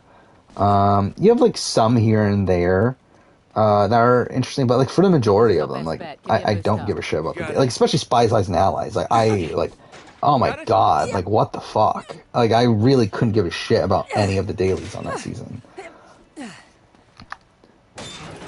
Come on up. But like I'm watching through like some obviously these older seasons, like there's some of these that like I think there's some like fun dailies here and there. Like I thought like Rivals 2 had some fun dailies. And Battle of the Exes 2 like has a lot of like ridiculous dailies. Where like you have the one where it's like based on the bases. It's just ridiculous, but Very resourceful. for All Stars, I barely remember the All Stars dailies. Okay, fine. Like I remember the trivia, where like Casey and Steve win. But outside of that, I barely remember the dailies from All Stars 2.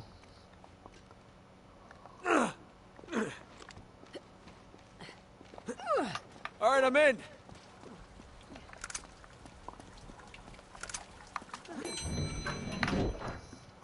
Oh, crap. Would I say Kyle's the king of pole wrestle? Probably, right? And is there anyone else that has like as impressive a record as him on pole wrestle? Or like he's won every single time he's done pole wrestle, right? And he's done it like 3 or 4 times. This way.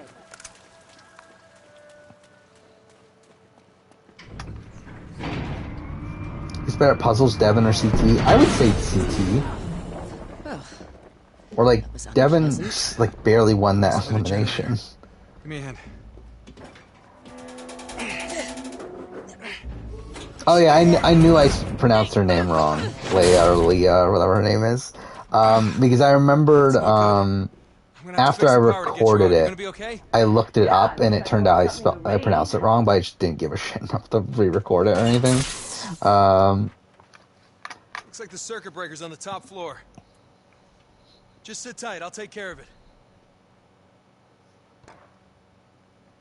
Great. Power's out and the girl's trapped.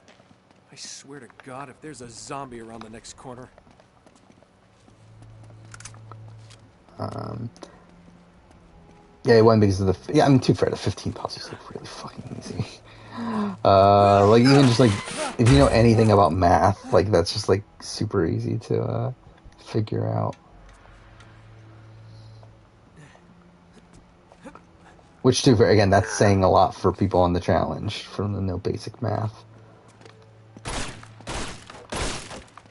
Like, it's really insane to me how fucking dumb a lot of these people on the challenge are, though. Like, even just through watching, again, like, when we have bananas, like, supposedly one of the best players in the history of the show, says that the main language of Australia is fucking Dutch. It's like, what the fuck are we doing? It's like, this is the guy? Like, this is really the all-time great? Uh-oh. Like, I really want, like, if we were to take, like, an average IQ of the people on the challenge and compare it to people on Survivor and Big Brother, I really wonder how big the difference would be. Because I feel like it would be massive.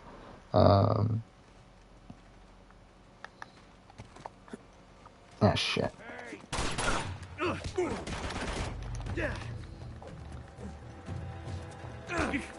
I mean, to be fair to Banana, what I suspect happened with the Australia thing is I suspect that he thought they said Austria.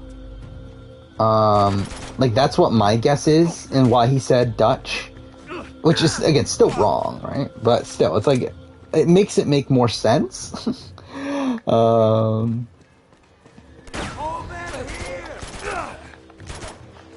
That's your neck.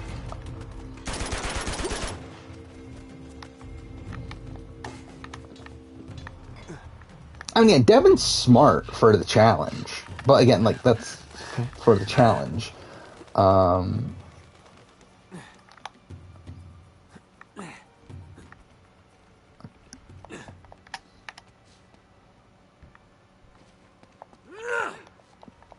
BB21, BB8 might drop the average down a lot, probably. But still, I still feel like it's I still feel like there's a major... Again, when Fessy... We're talking about Fessy, who's, like, looked at as one of the dumbest players in the history of Big Brother. Like, he's, like, a competent strategic... Like, even though, again, like, faulty strategy at points. But he's still, like... I think he's one of the most logical thinkers on, like, recent seasons of the challenge, which is, like, insane.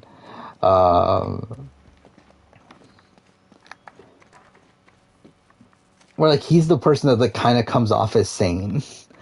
Like, on Spies, Lies, and Allies. What am I doing?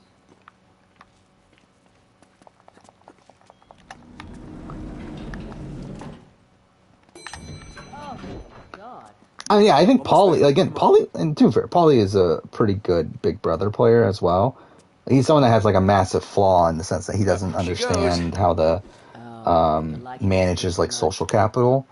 But, like, Paulie's, like, a genuinely good Big Brother player, and I feel like seeing that translate to the challenge was... And, dude, that's part of the reason why I like World of Worlds, too, as much, is because I enjoyed seeing him, like, strategically dominate that season, which I know is one of the things that people hate from World of Worlds 2, is, like, him and Kara dominating the strategy of that season.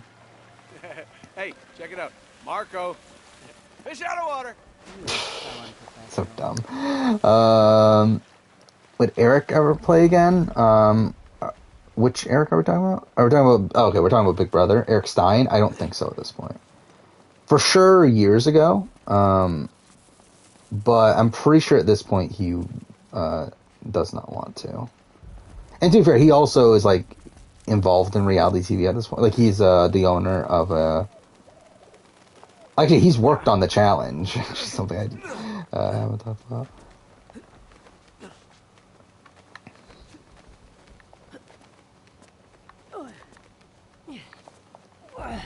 But yeah, he's like a challenge consultant. Or he was. I don't remember when. I think it was like some of the seasons in the 20s. I don't remember exactly when it was. But what is this Spanish thing?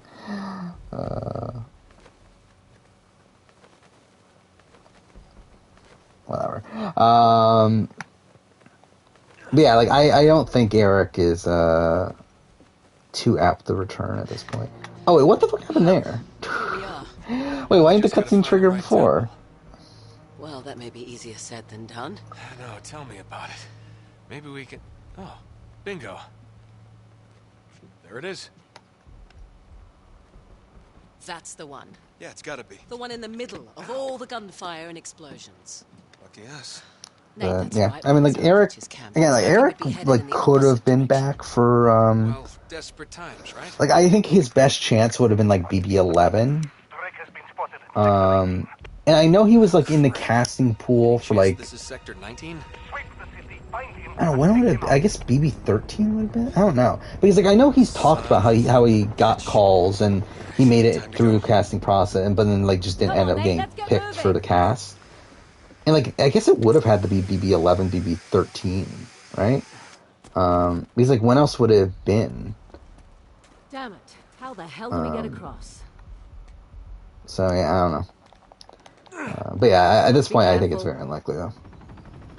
Holy shit. Which year had 2 Big Brother seasons? It was what BB 8, 9, 10 were. Well, 9 and 10 technically were the same year, so. I think that was what year was that? Was it? Yeah, I think it was 2008, right? Yeah, it was 2008. I'm pretty sure. Do you think Casey's the top 10 female? Probably not. I think she comes back and wins again, then I think there's, at that point, the argument. But I think as of right now, I would not say she's top 10.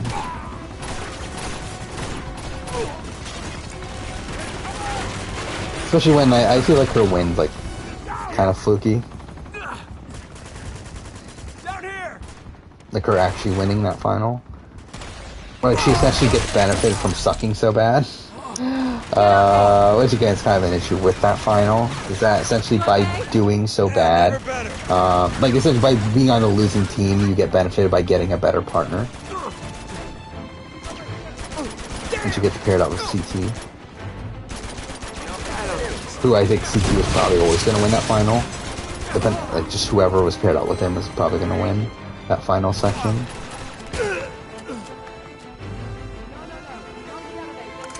Point. This is a great set piece, though.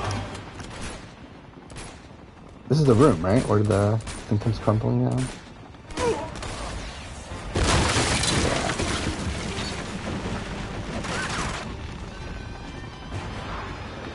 What the hell are they doing? This isn't good. Oh, crap. Would CT have chosen Tori if you got to choose? I think so. Because CT and Tori are pretty close. So and also like I think he even knows that Tori's the best competitor. So yeah, I'm pretty sure he would have picked Tori if he got to choose. What the hell are they doing? This isn't good. Do you count eliminations in finals and Final Reckoning? Redemption House eliminations? Like, I wouldn't consider the Redemption ones, personally. But, I don't know, the final ones, potentially. Like, I mean, like, if it's Casey versus Nani, I feel like that I would probably consider. Jump! I don't know, it also feels kind of wonky, though. But yeah, why do you think Banana's on the most seasons? Because, again, he's good TV, and production loves him.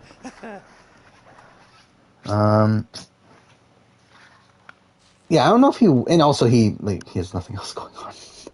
Or at least he didn't until very recently. So it's like... This way, come on! Why not? When are we gonna start watching Cobra Kai again? I don't know. Hotel in the down season, huh? Come on. Probably not this week. Probably. So, I don't know. Probably not for a while. I forgot. Actually, Ozark comes out soon, right? So I might not even fucking watch Cobra Kai at that point. I might watch Ozark instead, because I'd rather watch Ozark than Cobra Kai.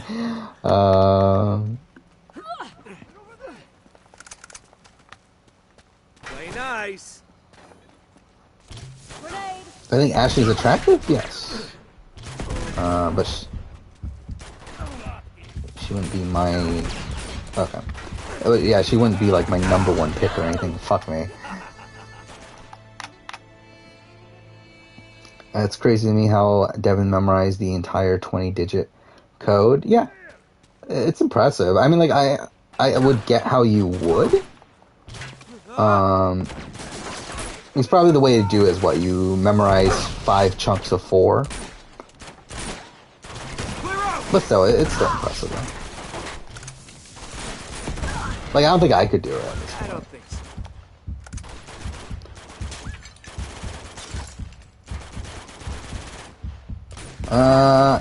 Can you spoil Cobra Kai? Sure, I really don't care. Like, I really don't. It really doesn't bother me.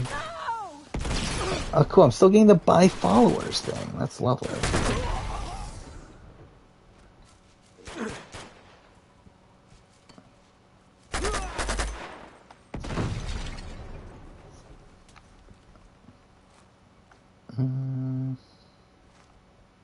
Is that everyone? A bridge. Sweet. Yeah, tell me about it. The resistance fighters built them to get across the rooftops. Well, lucky for us.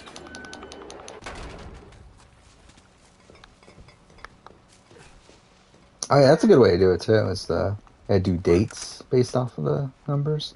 I do fair. That doesn't like that wouldn't work with like numbers below 12. That's start below 1200 though, right? But oh, that's a good idea though. I should buy followers. I mean, potentially, but I really don't care enough to. I know, like, buying followers, like, literally does nothing for you, right? Now, if you were to buy viewers, that would be a different thing. But, like, buying actual followers, like, literally does nothing for you, especially on Twitch. Where, like, it's all about, like, viewers, like, concurrent viewers, more so than how many followers you have. Oh, I'm an idiot. I'm not even paying attention. Where's that look off to? That's what I'm talking about. Oh, fuck off! What? Oh, whatever. I mean, like, I can already predict, like, what happens in Cobra Kai, I feel like. Like, I'm pretty sure, like, Terry Silver ends up being, like, the main bad guy, right, of the season.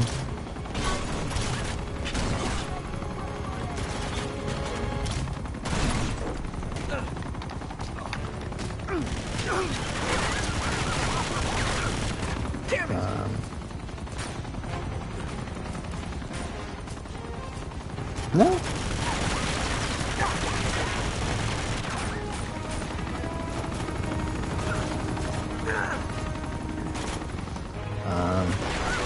Oh yeah, let me guess, Amanda cheated on Daniel. I'm sure that's a thing that happened, right?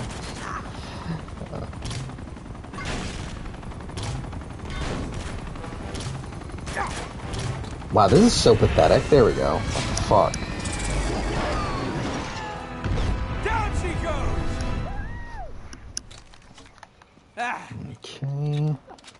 Okay, lower the bridge. Wait, where'd it go? There it is.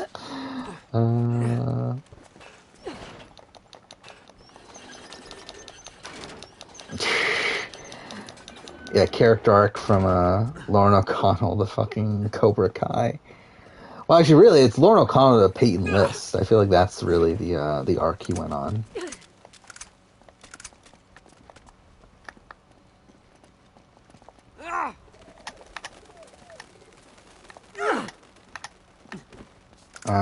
Do I think that BJ and Tyler will be asked for an all-winner season? I mean, I don't think they're going to do an all-winner season. But if they were to do it, then, like, I guess, because, like, they would kind of have to. At least ask them, but,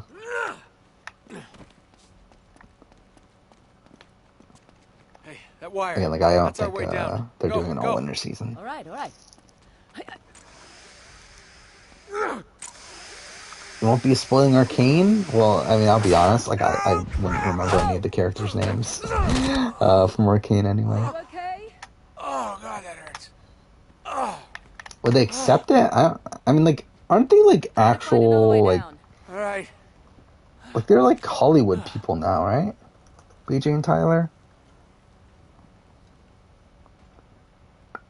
Yeah, like, yeah, BJ has a, oh, they both have Wikipedia pages. So he's a CBS technology reporter? What the fuck's that even mean?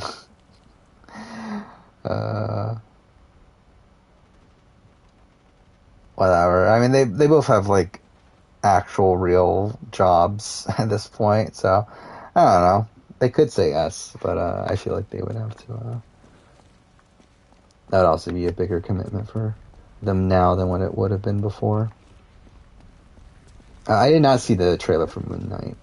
Again, I'm at the point where I don't really, like, I'm not following MCU stuff as much anymore. Just because I'm so far behind and I just don't care enough to get caught up at this point. I did hear, so Mr. Fantastic's gonna be, so John Krasinski's playing Mr. Fantastic. I think that's the rumor that's going around. That sounds cool.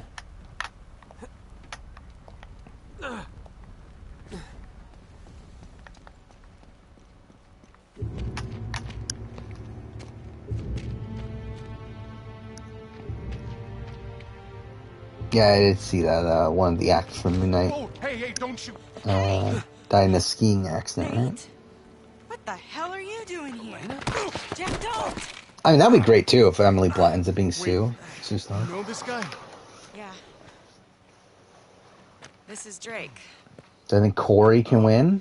I think Corey's, like, lumped into that tier of, So, like, Kyle and, Nelson, where it's like, he can win, but he just needs, like, a group of people that, like, benefit him. Like, it's like, he can't win against, like, a CT or any of, like, the big, like, top dogs, but, actually, we're trailing a fugitive. if he somehow gets to the end with, Zoran Lazarevic, have you heard of him? like, a lesser group, I feel like he could win. To be fair, though, Nelson's always been better than him in finals, though. Killed in some bombing raid. Oh, and you're here to prove otherwise. You know what? This guy's a real monster, Nate. Well, even Kyle beat him, right? So, like, Kyle beat him in Total Madness. So. See, now he's plotting something new. Oh. I would say Corey's probably the least likely of those three to win a tear final. apart the city, you know? It just doesn't make any sense. Oh. So Terry becomes the main bad guy again. Who would have predicted don't have that? anything to do with this. That's ridiculous. There you are, Nate. I think I lost them. Oh, it's all right, Chloe. They're. Oh, was Nelson so bad in the 37 final? Was he that bad? I mean, like, he was kind of like, he was kind of fine, right? Like, he was like second or third for a lot of it, right? Hey, wait. Now don't jump to conclusions. And then, like, he was just on the bad team at the end and loses the elimination. Lena Fisher, last year's model. That's cute. Yeah. No. Like, you're really going all in on this Cobra Kai thing, aren't you? I really should literally be, like, putting, like, paragraph after paragraph of, like, fucking Cobra Kai spoilers. Oh. Oh, what? She broke your heart. Oh, please. She did. Hey, you know what? She? Maybe I broke hers. Oh, yes, Casanova. We need to get moving. Wait. They're coming with us. Can't be serious. Actually, we're only Yeah, a little bit I mean, over I 2 can't hours just in the ditch them in the stream. middle of this For some reason, it mess. feels like we're like Time. 4 hours Chloe. in for some reason. Lazarevich catches you and Whatever. me. Do I think it's funny You coincidence don't that always have to play Elena the bloody manages hero, to you know? be in the same place as Nate? Yeah, I mean, yeah, there's a lot of Nate? plot conveniences like that. But to be fair, that goes with like most stories in Stands general. with the one who brought you, all right? But yeah, it is like Yeah, I a get it. massive plot convenience They're that still coming with us. Oh, we don't she's need just so saving. happening to also Thank be you. looking into Lazarevich. You might want to rethink that. Shit. Run.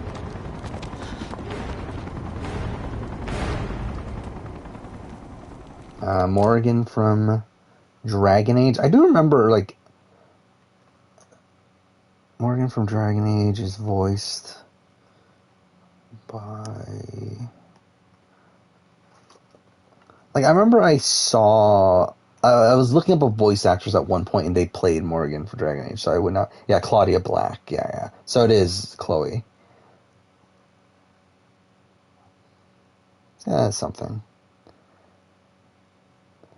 And what else has she done? Has she done that much else? She's in Shadow Mordor. Don't remember her there. She was in Mass Effect 3. Oh, and 2. Oh, she plays like... Okay. Yeah, fine. She's in God of War. I don't remember her in God of War. Whatever. Look out! Oh, what's Yeah, this? I'm pretty sure that's just her natural voice. I mean, is there anyone in Uncharted that plays up their... I feel like everyone in Uncharted just plays their normal accent, right? Because, like, Nathan Drake is literally just Nolan North's voice. I'm pretty sure Sully is just, Richard Monaghan? Is that his name? Whatever. Or Mondale? Whatever. Either way, that guy. I'm pretty sure that's just his regular voice. It's like, I'm pretty sure, like, most Uncharted characters are just playing themselves.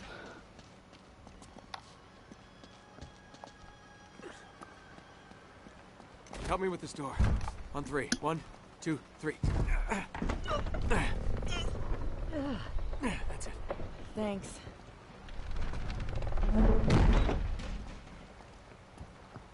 Great. Yeah, so Tori wins. How are we gonna get across? There's a ladder on the far side. Cobra Kai. Not Maybe we unexpected. should swim across. Current's too strong. We'll never make it. Nice.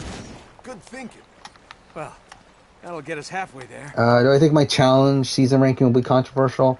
I don't think so. Like, I don't think it'll be like I'm sure like some people will complain about things, but it's like I've never felt like my season rankings were that controversial for like the main shows at least. Go on, boost you up. Like with my Survivor season ranking, like I think outside of having like Australia and Outback at the very bottom, and maybe like Cook Islands being as low as it is, and like maybe now like having Edge of Extinction and HHH as high or whatever would be controversial. But it's like I never felt like the majority of the list was that controversial, especially like the top seasons. And I feel like the same thing with Big Brother. Where again, like I have Big Brother 2 very low, but I think outside of that, like I don't think it's like that controversial of a list. And like I feel like the challenge is probably gonna be the same thing. I think maybe there'll be like 1 or 2 placements that people disagree with, but like even then, like I don't even know what they would really be. Like I don't know. I'm trying to look at the season ranking. I look what I have so far. It's like, yeah, I mean, like what would people be that upset about? Maybe like Inferno 2 being as low as it is.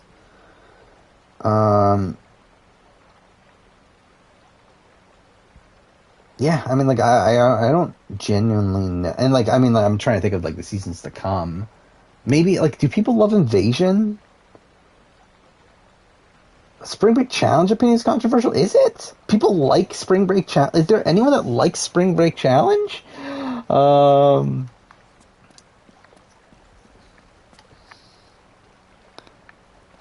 am I doing here again?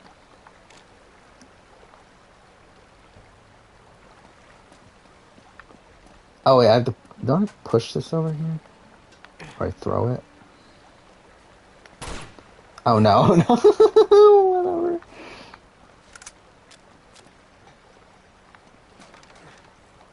Oh, it's like a fucking... Okay. Oh, fuck, I did it too early. Whatever.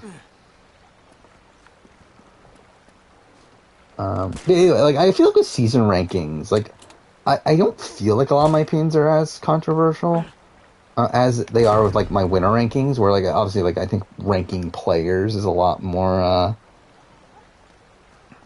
like, less agreed upon. While, like, I think seasons, it's like, especially, like, the top of the top, I feel like, again, like, most people are gonna have, like, Kageon, Heroes vs. Villains, like Pro Islands, like that sort of stuff at the top. For Survivor, and like BB10, BB7.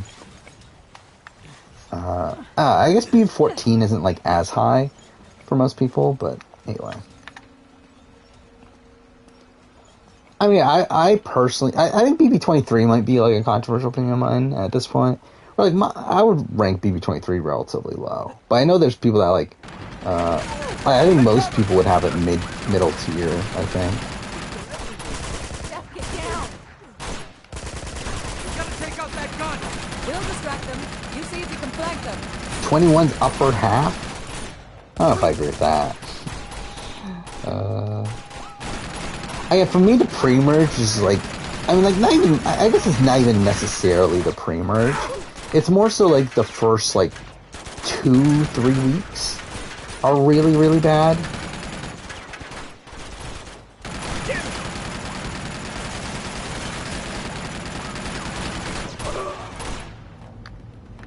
But then you also just have, like, a really unlikable group of people.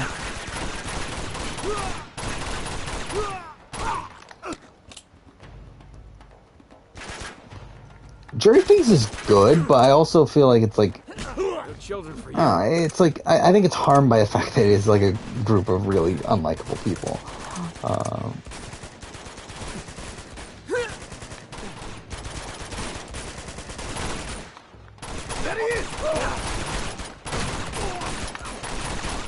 Oh, fuck off, this guy.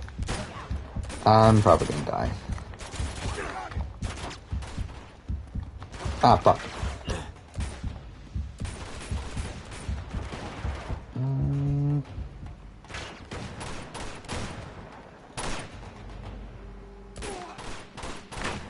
I mean, like, BB21 had a good, like, final 5 round.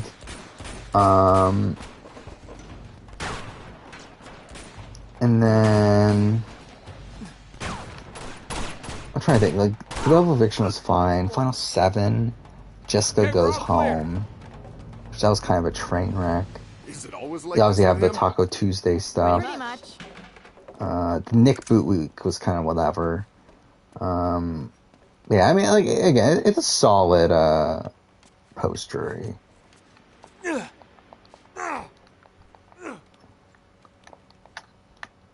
See anything up there? Come on, this way.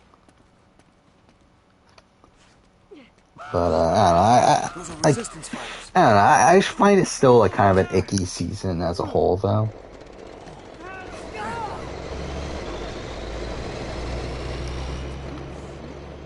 Just come on.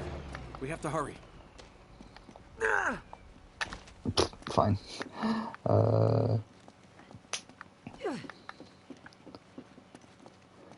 And I'll be honest, like, I think part of BB21 too is, like, I think part of it stems from, like, the overall vibe of the season, more so than, like, the actual contents of the season.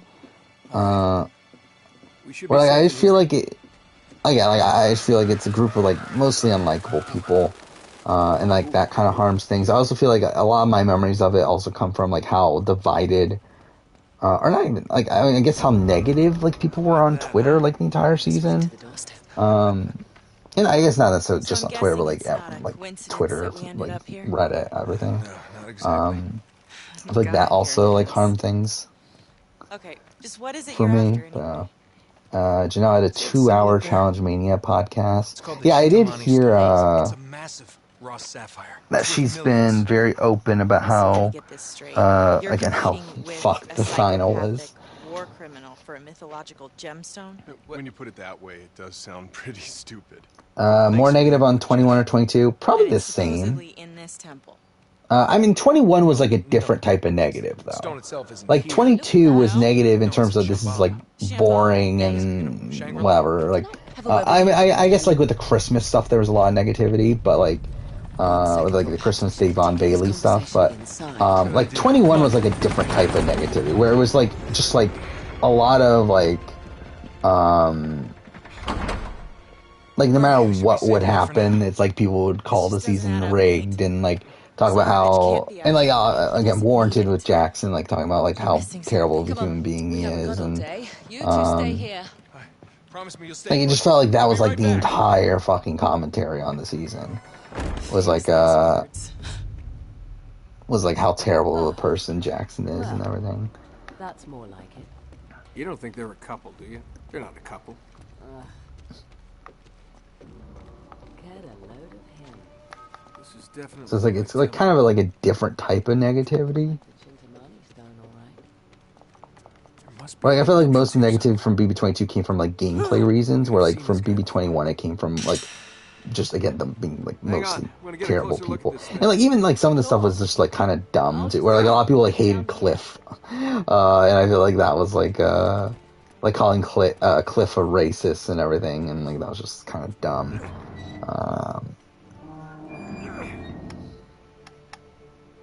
Sure that's right? Oh, I'm not even paying attention to the fucking thing. What is it? It's something to do with the arms. Up. Whatever. Okay.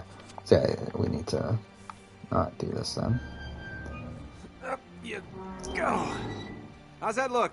Yeah, like 20. I would say 21 and 15 are similar, but to me the players on 15 were better, and like that rectifies it more to me. And also, I feel like 15 also had a much better early game in terms of like the first 2 weeks are two of the best weeks, in probably Big Brother history, really, especially week 2 on BB15. Oh, haven't the Tyler quit? You personally think production told Christmas she can't backdoor Tyler because I mean I think they like Okay. All right. like I mean I think it's I don't know how much production was really involved, but I think for sure Tyler wanted to quit. And I think Christmas legitimately wasn't going to do it unless like he was 100% on board, because like it would be terrible for Christmas's game to use her HOH to get rid of Tyler, her like at the time closest ally.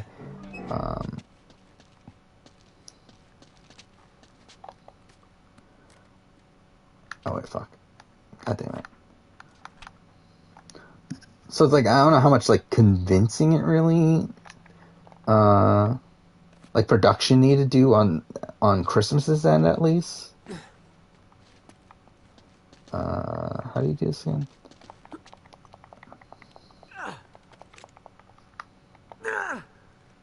Oh, fuck off. Was Memphis in a relationship before BB22? I believe so, right? All right. Hey, come on. Admit it. You're impressed. I am. I'll throw you a banana.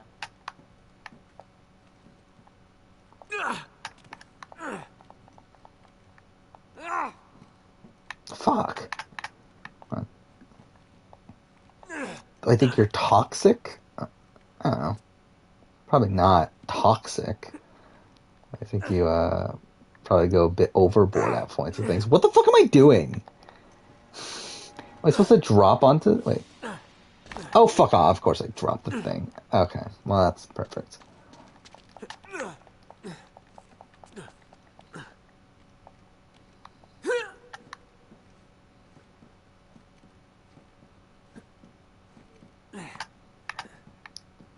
I mean, I think with BB15, like BB15 is a season of like more outright racism, while like 21 is a season more of microaggressions than like blatant racism, but it's also like a season where like Twitter was so much more prevalent, and I feel like with every little thing that would happen, like Twitter would just like cause an uproar about like every little thing, pretty much. And I felt like that made it feel a lot more like kind of on the same level as a BB-15, even though it isn't actually like on that level. Chloe, this isn't just a dagger. It's a key. Well, let's find out what it opens.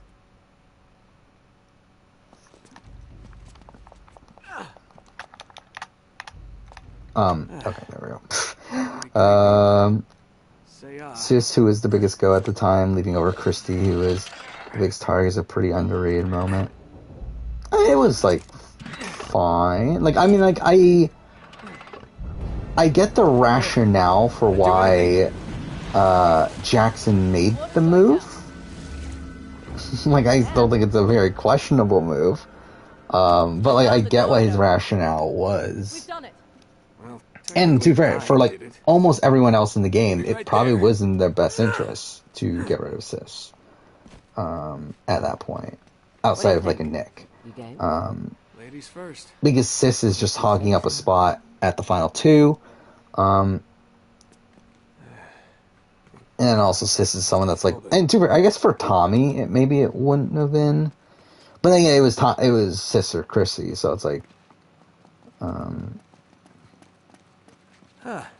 either one would have been bad for him. Actually, kind of romantic down here. All right. Where's the chocolates and flowers? You never were a chocolate. But yeah, like it's to me, it's like getting rid of the biggest goat on the board. Like, isn't the worst move in the world for in many scenarios. You're not going to get us trapped. Because again, like having a massive, especially on a season of Final 2, having a massive goat left in the game just makes that person the obvious person for other people to try to drag through the game. So if you get rid of that person, that makes it much more likely that you are going to get further into the game. Looks like some kind of tree. And what's that got to do with the Chintamani stone? You got me. Yeah, like again, like as far as I recall, like Jackson never does anything overtly racist, right? It's like, again, it's a lot of like microaggressions, which like are still like bad, but it's like I don't think he ever outwardly, like obviously nothing to the level of like an Aaron or a Gina Marie. And different, even Jack, like I don't think Jack ever like does anything overtly racist either. Okay, that's worse. Like I think it's a lot of like microaggressions. Yeah, this is really romantic. Oh, how am I supposed to shoot at this? Okay, what now? Think. We gotta get out of here. We did it. Let's get the hell out of here. Realistically, does Derek do well in the return? Probably not. But again, a lot of that has to do with his legacy more so than like I think his quality as a player. All right, come on, follow me. Was Jack, again? That's why I don't remember. Like, was Jack ever actually openly racist towards Kemi? Like, I know he was like upset at Kemi for like leaving her bottle in the fridge and that sort of stuff. And like that's like again more of a microaggression than like him like openly like I don't like you because you're black sort of thing. That thing looks familiar. Yeah, it looks like the Perva dagger. These lights must activate it somehow. So it's like I don't feel like BB-21 was ever like overtly racist, but I could just be like forgetting certain things. And like there was obviously like the big thing of like people saying that Jackson said the N-word, which like is not true. Where it's like again, like it very much felt like people were trying to catch Jackson on things, and Jack, and I feel like that made that like a lot more negative experience. Where again, there's definitely things to call out Jackson and Jack for, but like it felt like people were trying to make up things to call them out for as well.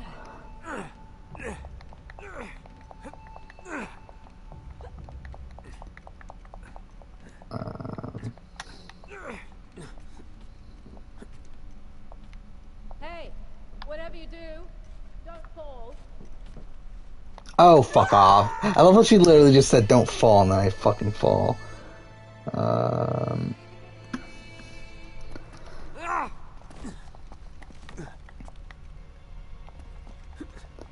Yeah, I know post-show there's been stuff. Like, there's been stuff post-show, but, like, on the actual season itself, I think, oh, fuck off. Like, in terms of live feed sort of stuff. I think it's more so just microaggressions, but... I could be wrong. I could just not be remembering stuff.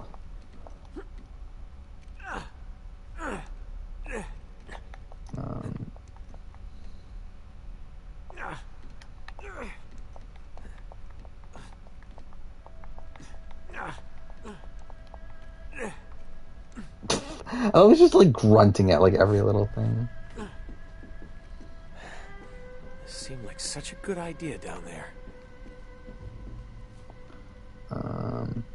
I'll be honest, I don't know how much more I'm going to be streaming for. I think we might... What time is it? It's 2 o'clock. I think we might go for like... Probably like until 2:30.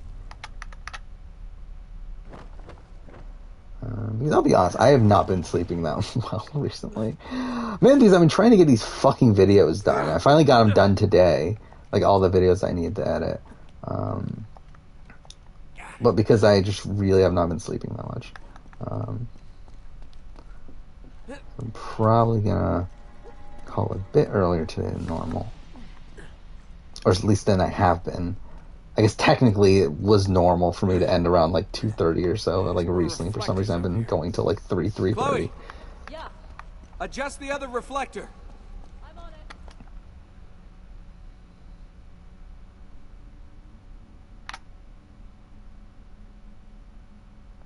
it. I haven't talked about this on Nice work. yeah, at this point, but I did finish Ratchet and Clank today. Okay, I think we're getting close. So that was something. Ratchet and Clank Rift Apart, which was really good. Like again, like even though it's Ratchet and Clank, which like not like necessarily like, entirely for me, especially like nowadays in terms of the games I currently want to play. But like I thought it was like really fucking good. To where like I'm debating it being number 2 game of the year Like that blade opened up so far that I've played. to your left. Got it. Like number 1 for me is still Life is Strange: True Colors. But again, like I think it's like I have Hitman 3, Ratchet and Clank, and Resident Evil Village kind of like 2, 3, and 4. And I feel pretty confident that I like it more than Resident Evil Village. Oh, I have to still do this. But and like Hitman 3 is like weird because like to me Hitman 3 is like easily my least favorite Hitman game in the World Assassination trilogy, but it's also still a Hitman game, and because I still really enjoy it, so it's like I kind of find it like tough to really like assess where it should be. But yeah, I mean Ratchet & Clank Rift Apart, like it's like really a technical feat for PS5. Like it's insane how much is rendered on screen throughout most of the game, and like there's a lot of like really cool set pieces along the way. It's probably the game that like utilizes the haptic feedback the most. There's a lot of like really impressive like technical things with Ratchet and Clank. Don't look down. What are my next videos? I'll be honest, I don't remember. What if there's a what if video, right? Now, Yeah, how this am I gonna Saturday get that will eye probably be my what if every winner was decided by public vote video. Wednesday, again, most people don't care, but Mass Effect 2 retrospective, and then next Saturday will be Big Brother What If Final Jurors 1 Final HOH. Now, along the way, obviously, like when we get the Celebrity Big Brother 3 cast and Australian Survivor casts officially, then I'll do videos on those. But as of right now, and I'm pretty sure I'll stick with this, those will probably be extra videos. Obviously, like when they come out will be determined on when the cast comes out, but We just need to adjust that other reflector. More than likely like a Monday Good, that's or a Thursday potentially. Actually, I don't know. Maybe Monday doesn't seem that accurate actually. Because currently have them scheduled for Mondays, but like I don't know when that would actually be releasing them on Mondays. Like it wouldn't really make sense like for me to put it together and release it on a Monday. So it's like it probably would end up being, like let's say Big Brother. Usually those casts are released on like a Wednesday, right? So it's like that would probably be released on Thursday or Friday. Australian Survivor, who the fuck knows when that'll come out? Maybe like if it's released on like a Monday, then maybe that video will be like a Tuesday or Tuesday or I don't know. Maybe at that point, maybe it would be a Wednesday video. Maybe I'll just like release the Mass Effect video as an extra video if it's like this next coming week. But I don't know. Again, we'll see. But that'll be on. Like I'm kind of slow playing January here a bit. In terms of video releases, like not releasing anything like too major after the merge boot ranking. Just because like too much January is like usually a shit month for YouTube anyway. So it's like, yeah, I still want to start off the year with like a bigger ranking video, but after that, I'm kind of just like releasing kind of like lesser videos, I guess, if you will, like videos that I just don't think will. I don't think would have done well anyway, or wouldn't have done as well as certain other videos. So, the secret of Shambhala is down this guy's throat? I guess so. All camp animals on Survivor ranked. Yeah, that's definitely something I would do. Saw something that Brett and Winston could be on the challenge soon. That would not be surprising to me. Again, Brett on the challenge definitely feels pretty apt. Again, with the CBS thing too. Again, would not be surprised if Brett and Winston are there. I'm actually not playing on the PS3. I'm playing on the PS5. It's just that at least I have Uncharted 2 labeled as the game.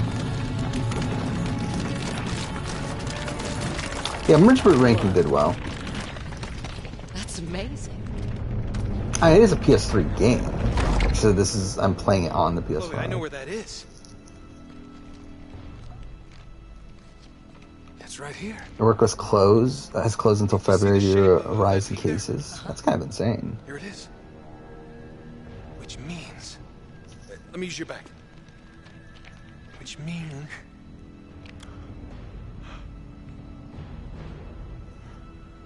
the entrance to Shambhala must be right here. Rank Pia Miranda's movies. How many movies has she done? Yeah. We did it. Like I know she's like supposedly like known for like one specific movie, right?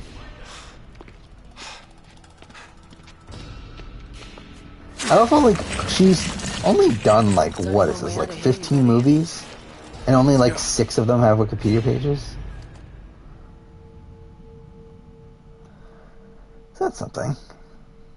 I just felt like Rob as a podcast is listed on her filmography. Whatever.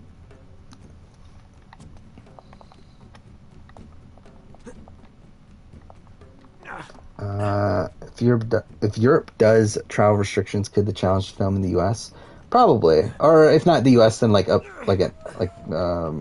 island in the Caribbean or something like that, because they've done that in the past, or like Panama or something like that, like some like Central America sort of area.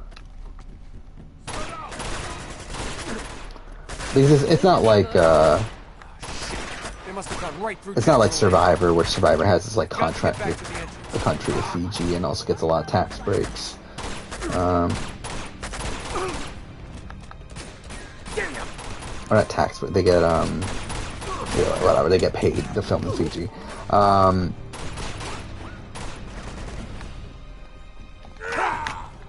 Well, like with the challenge, they can really just go wherever.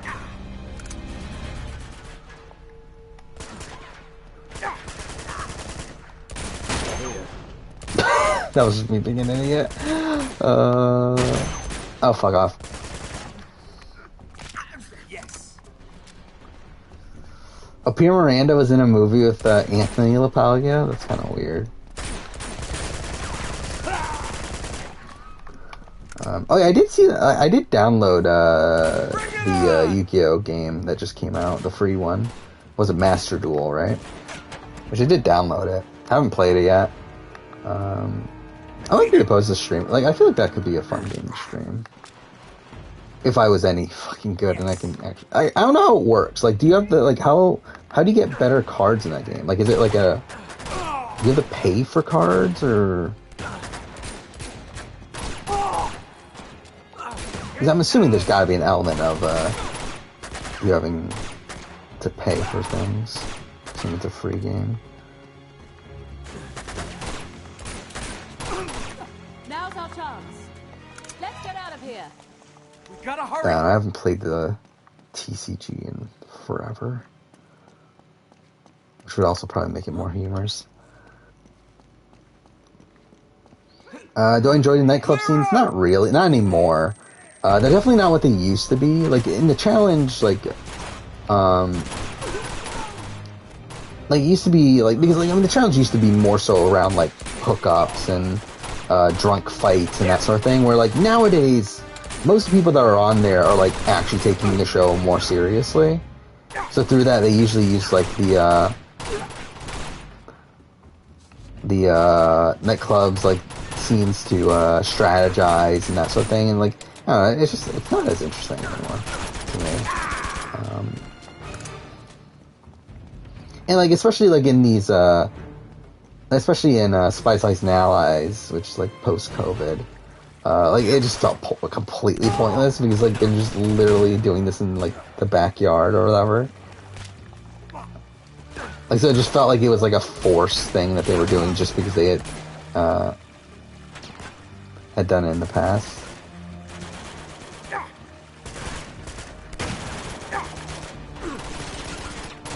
Oh, I'm probably about to not die? That was very lucky. Okay, well, that was not. What the fuck?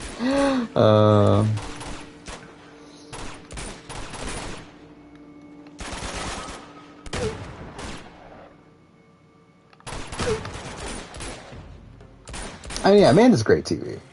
Like, she's just like a massive shit stirrer. Let's see about that. Which also makes her, like, not the greatest at the game. But, again, she does make for good TV. Wasn't there a fight between Anissa and Nani in Total Madness? Wasn't that a thing? Over... Oh, no, was it Anissa and Nani? Yeah, it was, right? Because it was over Casey, right? Actually, was it Anissa? I don't fucking remember. Yeah, I don't remember Total Madness well enough. But, I feel like there was a nightclub fight in Total Madness, at least. Anime Award nominees came out? I didn't even know there were anime awards.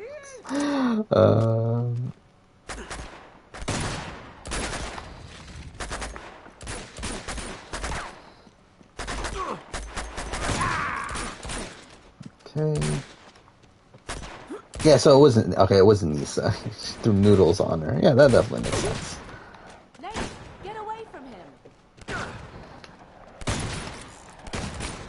Fuck. Coast is clear. Come on. What I think was Derek's best challenge game. Where are they? I knew this would Probably not what I meant to do. Probably Ruins? Would it be? I don't know, but like, I don't know. It's weird with challenge. With the challenge, because like it's obviously like a very different game from Big Brother and Survivor. Where like it's fundamentally like technically a different game. Where it's like with Survivor and Big Brother, like I credit people that aren't in danger, mainly because it's like more so indicative of one's social game, which is more so in line with how you win the game, but with like something like the challenge, you win the game through competition wins. And like in there, then like, so like with people that, like let's say that like something like Bananas on Free Agents, I think something that's so impressive about him on Free Agents is how many times he goes into elimination and wins there. And also like him having like this dominant finals performance, like all that sort of stuff. And it's like with the challenge, it's like, so if we're having like someone like a Derek in the Ruins, where like I don't think he goes into elimination once in the Ruins, right? Like, is that more impressive than something like the Gauntlet 2, where like in Gauntlet 2 he doesn't win, but he does win like 4 eliminations on that season. So I don't know. I would probably say I would probably go Ruins still. CT's best game, I would probably say Rivals 2. I think so. All right, come on, No, leave that. It's busted anyway. I think it's why. Like, if we're talking about winning games, I mean, like, Rivals 2 is definitely better than Invasion. He's fine. All right, get the door open. He's never gonna make it. We have to. And War of the Worlds 2 is pretty good, but it's like one that's like he's just so laid back, and he's like kind of like passively playing. Where like I feel like in Rivals 2 he was more actively playing and playing well. Come on, go Nate. Where like I feel like again with Okay, we gotta get out of here. Let's go. with War of those 2 is more so like Elena, playing the backseat there, and then and Double Agents and Spies, Lies, and Allies is just really weird to me. Where it's like he should have for sure been targeted there, but just wasn't. We can't do this. I would say Spies, Lies, and Allies to me was more impressive than Double Agents. Where like he was never really in the majority throughout Double Agents. Where like that felt like more so him banking on like people not targeting him because he's CT. While I feel like Spies, Lies, and Allies, considering he's like the person that like created like the pack of the Vet Alliance and everything. It's like that felt like more like active work there to keeping himself safe from not going into eliminations.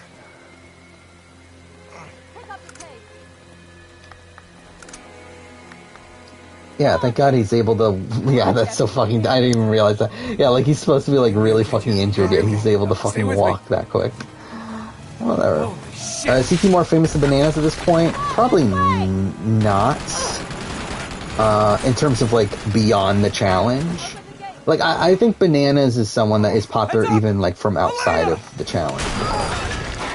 While I think if we're talking about like within the challenge world, like obviously CT is more top of mind now.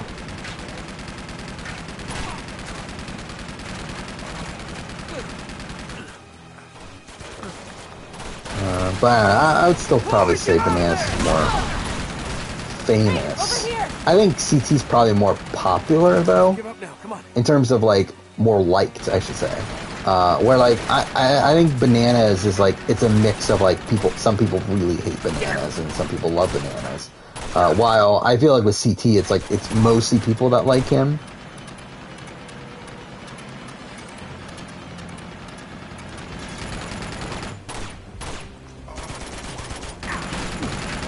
Fuck. Bananas was on Jimmy Fallon? Is that really the case? I don't know that.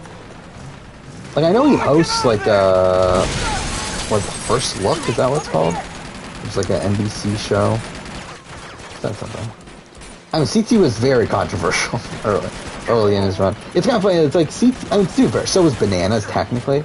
Like, Bananas, like, I mean, they're both, like, really bad. I mean, they're bad for different reasons, though, where, like, CT's, like, the type of, like, CT, like, beats up people, while, Bananas is, like, verbally abusive to people. I'm an idiot, I'm supposed to go here. I just wasn't paying attention. Do I like Bananas? Not really.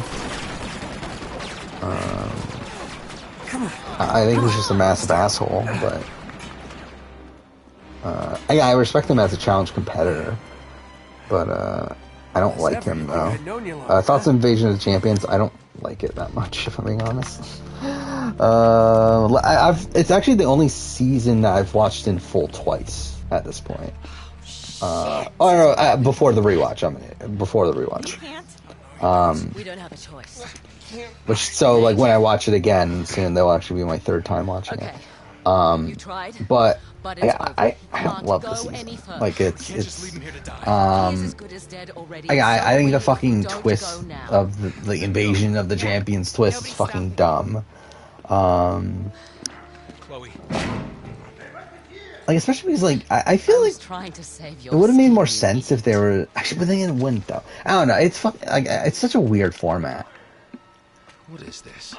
where essentially you have like all people who haven't won that start the game, and like episode 5 you Seriously. add in 8 winners, but then like the winners and the non-winners are competing in like separate brackets essentially, where like Unbelievable. 1 male 1 female winner makes it to the final, and 2 male 2 female non-winners make the final, and then they all compete together at that point. Like it's such a weird fucking format.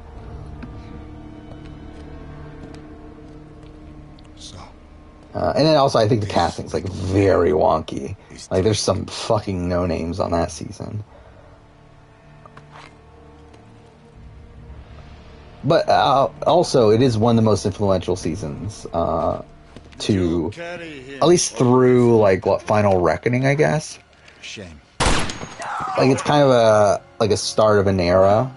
Tell me what you found in the temple. So like, it's an important The season. answer that you're looking for. But it's not like I know where the stone is, but you're not gonna find it without me. Yeah, the cameraman, what's I forgot guy's name. But he's dead. What a shame. What was Cara Maria's best winning game? To be honest, neither of them are that good. I guess I'll say Jeff. Yes, Jeff. Everyone's favorite character, Jeff. I would probably say Vendetta. Is that like? Yeah, I mean, it's probably Vendettas. That is I don't know. I like. yeah. And they're both really mediocre, though. They're both like, not great winning games to me. It appears you have nothing to bargain with, Mr. Drake. Return to the staging ground. Prepare to move out. You, come with me. You. Take care of them. And to be honest, they're better again, probably like World of Worlds 1, World of Worlds 2, Free Agents are probably like overall better seasons, even though she doesn't win those. So that's it, huh? Just gonna mow us down in cold blood? Looks that way, doesn't it? Thoughts on Jamie? I don't have much of it. Like, he's kind of a boring person. That's like really only notable because he's Cara Maria's cousin. I still find it funny that he well, then also I guess his hookup with Ashley. But I also find it funny that like Rivals 3 is such a fucked season. Like I kind of forgot like how weird a lot of the pairings are for that season. Well, like it was such a forced season there. Like especially because they're all like male-female pairs, where like it just does not work. Like so many of them are like just BS rivalries. It's like the only real like I think the only real rivalry is Johnny Sarah. Like, are there any other rivalries that are like true rivalries on Rivals 3? I guess like Jessica Johnny Riley is like a real rivalry. This way. Yeah, like a lot of these are like really arbitrary.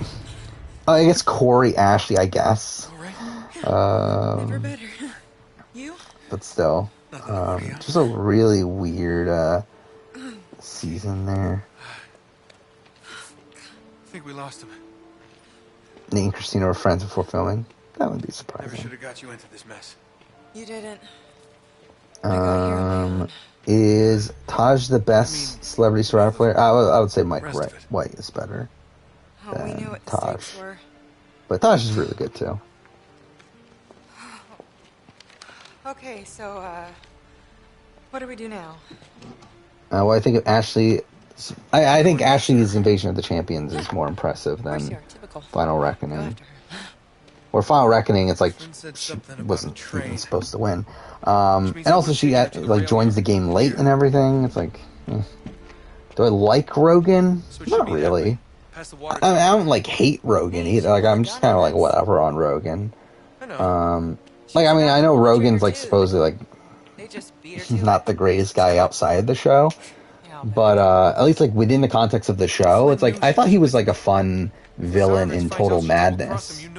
I think that's really like even though like he wins World of Worlds 2, like I feel like Total Madness is really where he like kind of shines as a challenge character. But obviously he hasn't been back since then. And it's also kind of weird because like so much of his storyline revolved around D, who like obviously gets like purpled in the back half of that season. Good to know that some things just never change. Okay, let's go. What? Oh, no. You're not coming with me. Thanks. Something I find funny is that the two videos I did edit over the last 2 days are the two Hitman videos. They both turned out to be the exact same length. Like that's so bizarre to me. I don't know how the fuck that happened. Where both my experience with Hitman 3 and my World of Assassination trilogy mission ranking, they both ended up being 29 minutes 9 seconds. It's so weird. Wait here. Which, by the way, I still have no clue when the fuck those are coming out. Just because I really don't have open room on the schedule for them. Gotta get a gun. So I gotta figure that out at some point. I'm gonna try to get ideally May, but also it's it would be tough to do in May considering a whole bunch of shows are ending in May. So. Why was Dirty 30 Vendettas and Final Reckoning considered a trilogy? Because they wanted to shoehorn a trilogy in there. Was it intentionally? I mean, I know by Final Reckoning, obviously they were calling it the trilogy, but were they even intentionally doing a trilogy at the time of Vendettas? Was that a thing? I don't know.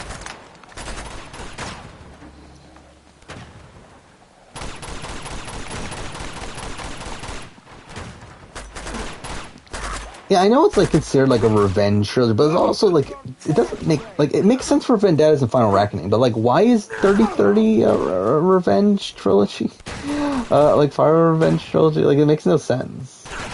I mean, to be fair, Dirty 30 in general makes no fucking sense. Again, it's so funny to me, Dirty 30, the casting of Dirty 30. For the 30th season, we're bringing back the dirtiest players to ever play. Leroy. That dirty player, Leroy. And a whole bunch of fucking no-names are on that season, too, right? Dario. Yeah, we gotta bring back Dario for Dirty 30. Were you impressed? Got all those guys? Best winning game for Camilla? Probably Dirty 30 in terms of physically. Again, obviously socially, really fucking terrible. But that's something. There's something I want to see here. Oh, by the way, that's something funny too that I didn't even notice until today. I don't know, probably no one cared enough to notice, but the thumbnail for the Challenge All-Stars 2 review changed. And that's because I'm a fucking idiot and didn't realize until today that both for Challenge All-Stars 1 and 2 reviews, I fucked up the thumbnail, where I didn't follow the same format as the other ones. Where again, for my challenge thumbnails, I forget that I tint the background blue. That's something I just completely forgot about until I noticed it today. So that's something. So I redid the All-Stars 2 thumbnail and then also the fucking All-Stars 1 thumbnail that was already that way for 7 months, but it's fine. Rivals 1 or Rivals 2 for Paula, I mean, they're both the same. It's tough to assess because they're both her being partnered with clearly the strongest woman on the cast at that point, and just really dominating from beginning to end. Like, I would say that probably Rivals 2, I think her and Emily had more of a stranglehold than her and Evelyn. Why do I add blue? Just to change it up.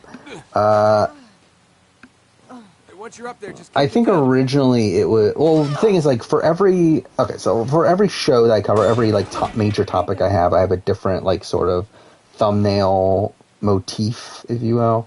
Like, obviously, a Survivor, it's all Survivant fonts, and then red... red text, and then black background.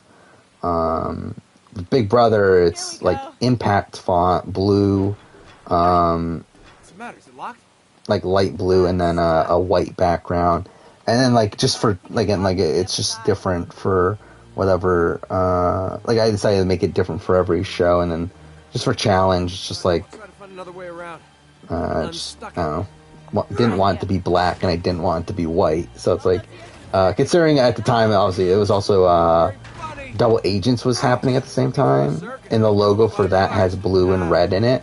So I was like, fuck it, okay, let's make the text I use is like a light red, because like that's a color I hadn't used before, so I was like, fuck it, let's make the background blue then. Like it's not really any like actual in-depth thing there. Oh yeah, I have to shoot this from here, right? Oh, I have to shoot the boards?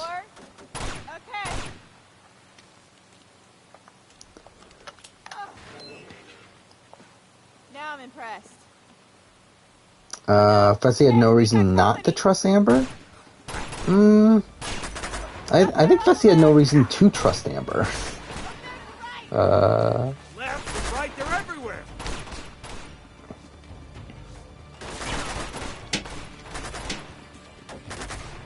Like, I get why Fessy goes after Amber.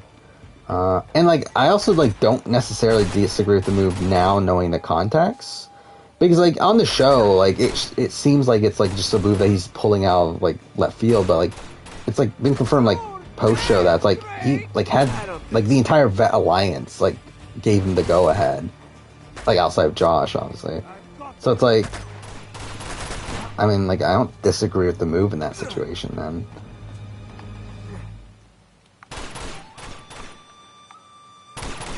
Why I think Wes is overrated? I mean, just Wes isn't that good, if I'm being honest. Like, I mean, at least he's not that... Like, the thing is, like, strategically, I think Wes is simply not that good. I think he's only good because he's on the challenge. Like, I think if he was on Survivor, he is, like, a mediocre strategic player. And, like, even on the challenge, like, I mean, what are we saying are his good, like, season? It's, like, I guess, like, I'm Fresh Meat, he, like... teams up with Tina and Kenny at the end, that's fine. Duel, again, similar thing with like him teaming up with like Anissa and Svetlana at the end. And like him like making the deal with Evan. But then like, I mean, Ruins is abysmal gameplay there. I mean, you have Battle of the X's, abysmal gameplay there. You have Battle of the Seasons, again, not abysmal necessarily because like I think he was already coming in a bad spot, but also like doesn't do anything to help himself there. I think Rivals 1 gets very much benefited by the fact that he was paired up with Kenny, who obviously had a built-in alliance with Johnny and Evan.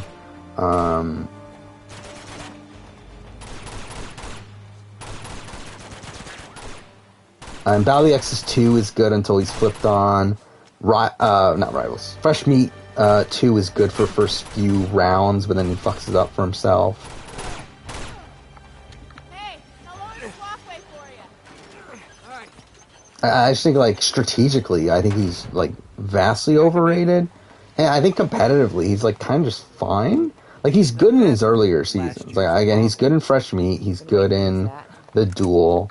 He wins a decent amount of eliminations in the Ruins. Like, Fresh Meat, he's mediocre. Rivals, he's, like, good through a lot of it, but then, like, in the final, he kind of crumbles. And I think in general, he's not that good at finals. So you got a plan B? I'm working on it. Where, again, like, he wasn't good in the Rivals final. Rivals 2, like, he was really struggling, and it was, like, CT that was, like, carrying him along there. Oh, I just realized, I didn't realize I was this far into the game. We're getting through this so much quicker than Uncharted 1. What the fuck? Like, this is almost the halfway point. Because the halfway point's the train, right? Alone. Wait. Just listen. You never listen. Anyway, Wes's best game, I'm probably the duel. If we're talking about, like, as an individual. Because, like, I think Rivals 2 is, like, I think CT was doing a lot of the legwork for that game.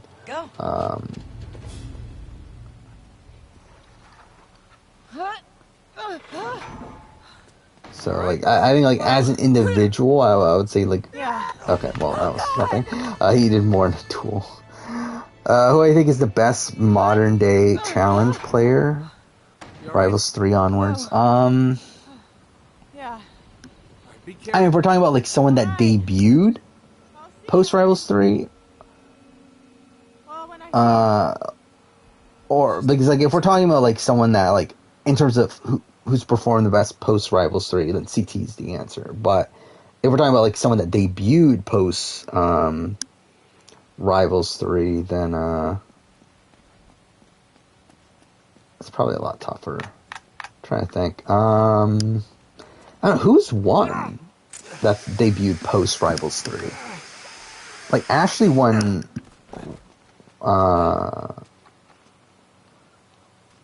like, after debuting in Rivals 3. Then, yeah, because, like, so many winners, like, are returning people, right? Because, like, Invasion, you have Ashley and then CT, so Ashley's a new winner. There. You have Dirty 30, you have Camilla and Jordan, both returning winners. You have Vendettas, you have Carmaria, obviously a returning winner. 32, you have Hunter and Ashley, which again, like, Hunter's whatever. Like, fine, but not like all-time great. And then was it 33 Turbo? Turbo's good, but, like, again, not like top tier to me. Then you got Rogan, D, and I guess that's it because CT and Jordan. Let's get up here for a better look. Which, like, I think both of Rogan and D had more impressive showings in Total Madness in terms of physicality than they did in their winning seasons. Oh, Jenny might be the answer. I mean, Ashley and Jenny are probably around the same, like, spot as of right now. Like, I think Jenny has more potential to move up. And then, yeah, like, Casey, Amber B, I don't think they're up there.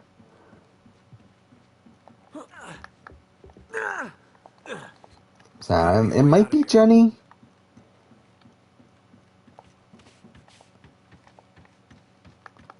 Or I think that's more so, like I don't think the recent crop has been that strong, really.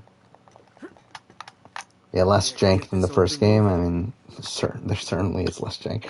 Also, like, I don't know, this game's just better structured, too. Where, the problem with the first game is that it's just so much combat after combat after combat after combat. Think this through. Like, the gameplay here is a bit more varied. Best recent male player to not win. It might be Kyle. Is it Kyle? I mean, like, it's either Kyle or Fessy, I think.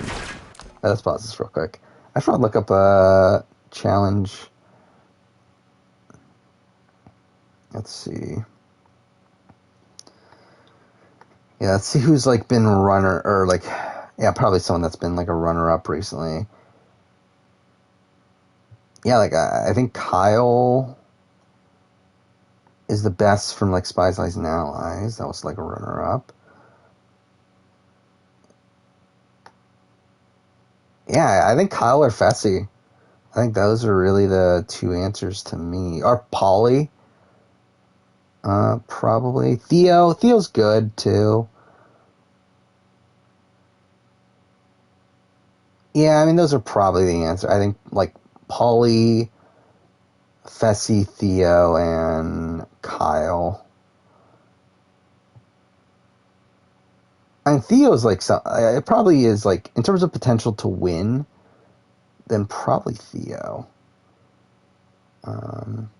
He's, as I said before, like, I think Kyle is someone that's probably going to need to get lucky with who he gets to the end against. I mean, like, Paulie can win, but again, he has been to 2 finals and it's kind of underperformed. I mean, I guess he didn't underperform in Final Reckoning.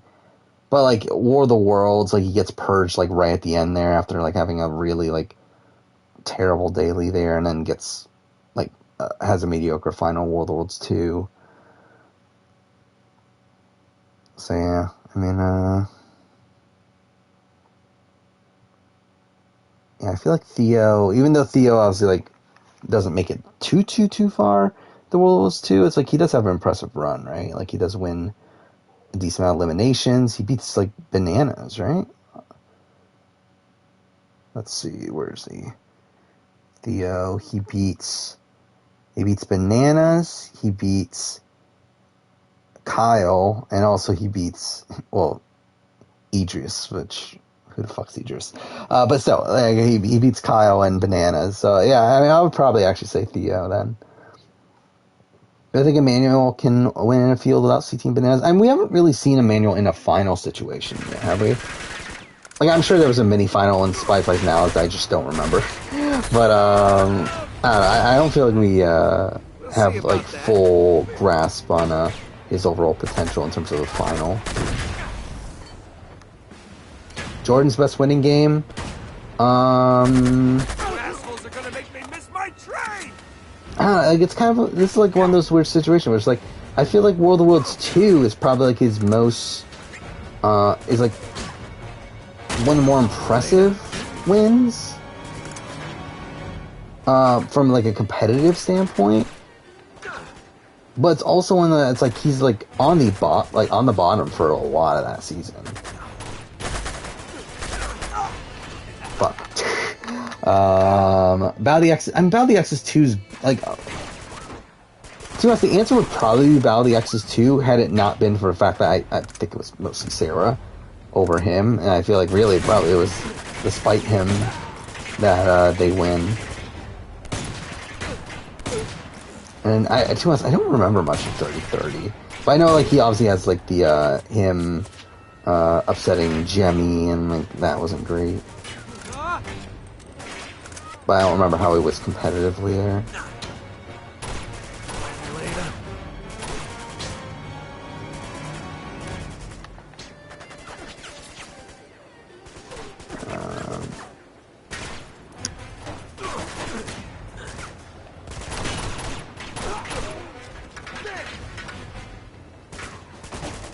Has Paulie been that bad to his partners? I genuinely don't remember, but like I don't feel like, was he outwardly, like obviously like in terms of Natalie, like he was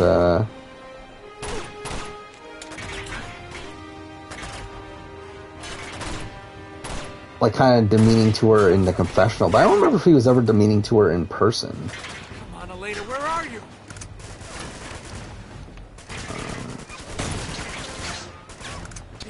And then, like, again, like, he treated Natalie pretty well for the most part, right? Like, Ninja Natalie.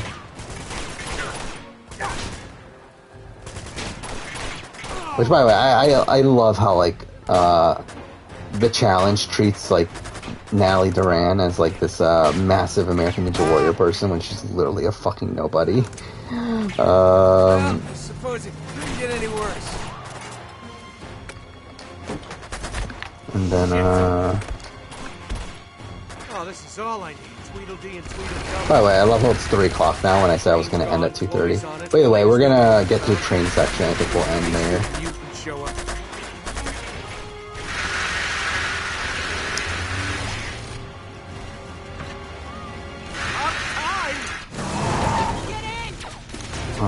Esther's Pest is the only part he never complained about? At least that was shown.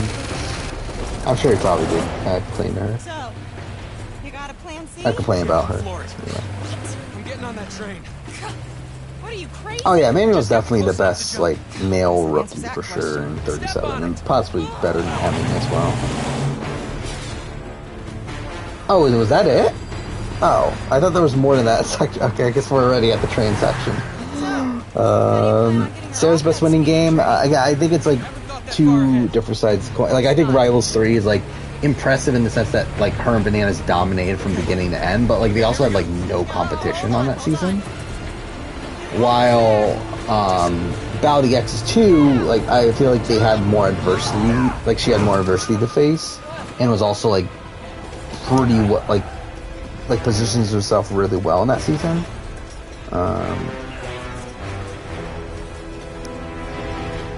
Me and Kenny have the same viewer count. Well, that's kind of sad for Kenny, isn't it? But anyway, I think we're gonna end gameplay-wise here. But yeah, do I think Big Brother can get to 40+ seasons without having as many returning seasons as Survivor? Probably. I mean, obviously 40 seasons is going to take a while at this point. Like, it's still, 16 more years? But, yeah, I think for sure Big Brother's going to have less returning seasons. Like, I can't, by season 40, I can't imagine us having more than, 4 all-star seasons by that point. Like, I just very much doubt they're going to do many all-star, full-blown all-star seasons. Again, they can definitely have returnees, but not, full all-stars. Are Emmanuel and Tori still doing their things? I don't believe so, right? But I don't know for sure. When I think Julie will get fired, I don't think she will. Yeah, I mean, obviously we've only had 2 full-blown all-stars at this point. I can only imagine, season 40, again, they probably will do all-stars for 40. And then, maybe one in between now and then, but even then, I don't think that's a guarantee, considering how again, big all-star seasons just don't do well for Big Brother. Every all-star season of Big Brother has had a dip in ratings, and then also production was just not happy with how this last season turned out anyway. So it's what incentive do they have to do another all-star season anytime soon? I really just don't see it. Again, I can see them, having, 4 people come back on BB24. Have Tiffany, Derek X, whatever. But, I just can't imagine them doing full-blown All-Stars anytime soon. But, yeah, also, yeah, with Julie, it's if she didn't leave after the Les Moonves thing, then she's definitely not leaving anytime soon. Is there any chance Bananas is on Celebrity Big Brother? There's a chance. I just don't think it's super likely, though, at this point. But yeah, who would I like to see? Boston Rob. I think that's my number 1 pick. Beyond that, I really don't care, to be honest. It's at the end of the day, it's I kind of just want, I don't know, weird celebrities. I don't really have, a dream celebrity person that I want on there. But I think I think Boston Rob would just be fascinating to see play Big Brother. But outside of that, it's again, it doesn't matter to me who really they get. Do I think Julie will quit when she's 60? Probably not. I don't think Julie's quitting anytime soon. How old is Julie anyway? Is she 50? Over 50? 52? Yeah. Anyway, I don't think Julie's quitting anytime soon. Do I think Jeff will announce a successor since he has a massive role on the show? I think whenever he decides to, stop being host, I think for sure he'll stay on as executive producer. So, he's essentially going to be picking a successor anyway. So, yeah, I mean... and I feel like CBS would have enough faith in Jeff to allow him to pick his successor. Unless it's like someone like fucking random off the street. But like I feel like he's more than likely gonna get his choice and who follows him there. Does Rob's stock drop if he gets booted quick on Celebrity Big Brother? Not really, to me. Like, it doesn't, like, I don't think that would, like, I think if he goes on Celebrity Big Brother and is, like, the first boot, that doesn't really change how I feel about him as a Survivor player. However, I feel like the opposite can happen, where if he does go on Celebrity Big Brother and dominates, then I feel like that could potentially boon my opinion of him as a player. But I don't feel like there's much that can, like, knock him too much.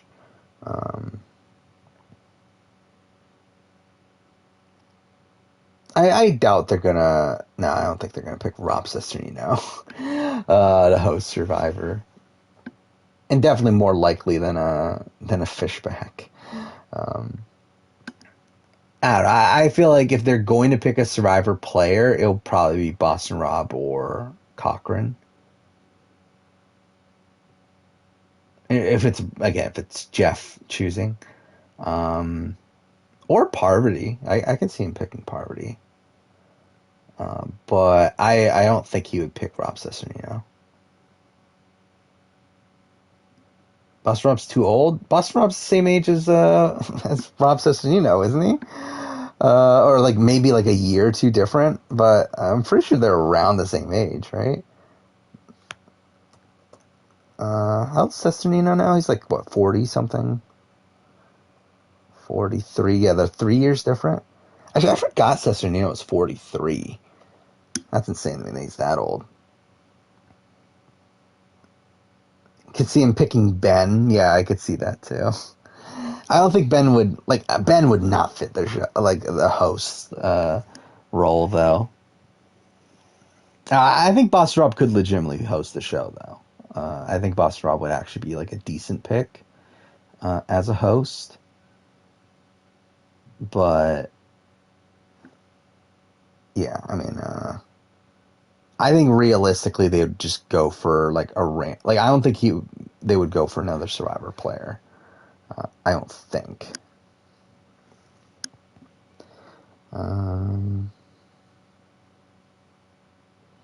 If Julie retires, Davon is definitely getting it. I think Davon could have a shot. Again, like obviously CBS loves her. Yeah, yeah, and she's already like done similar things, right? So, yeah, no, the rent possibility. Don't know if Rob's humor would mesh with the show. I wouldn't really. Like, was humor? Are we talking about Cesternino or Mariano? I mean, either way, like I don't think it really shouldn't matter too much. I don't think. I just realized I should probably save. I don't think I ever saved playing Uncharted 1. Now that I think about it, but whatever. Alright, so I'm looking at this. So campaign, we're only technically 47% of the way through. But whatever. Okay, I didn't mean to do that. Chapter 13. There's 26 chapters, right? It's like technically I should do one more chapter. But I also don't feel like it, so we're not. I don't know, like I could see, like I think Buster Rob would do well at like at leading like a tribal, like in terms of like leading the tribal discussions and everything. I do think he come like I'm again like he's done hosting things in the past. Like I do think he can come off as like a bit too like a bit awkward in a way, but too fair Jeff does at points too. Like I wouldn't have an issue with Boston Rob being the host, but also it's like I don't think it's like super likely. And also like I don't think Jeff's leaving for a while. Like I don't think until at least like post Survivor 50, Jeff is leaving. Especially because like Survivor's pretty much all Jeff has at this point. Like essentially him leaving like the hosting role of Survivor, I think is essentially him actually full blown retiring, and like I don't think he's ready for that just yet. So TJ is not part of production for the challenge. He's merely just the host. Which, again, pretty much means he has no say in anything, even though people think he does. Again, it's so fucking dumb to me. They keep on, like, acting, oh, you're not going to be in my final. It's like, no one it's not your fucking finals. Like, stop. It's like they keep on, like, trying to act like as if, like, TJ has, like, full say over everything.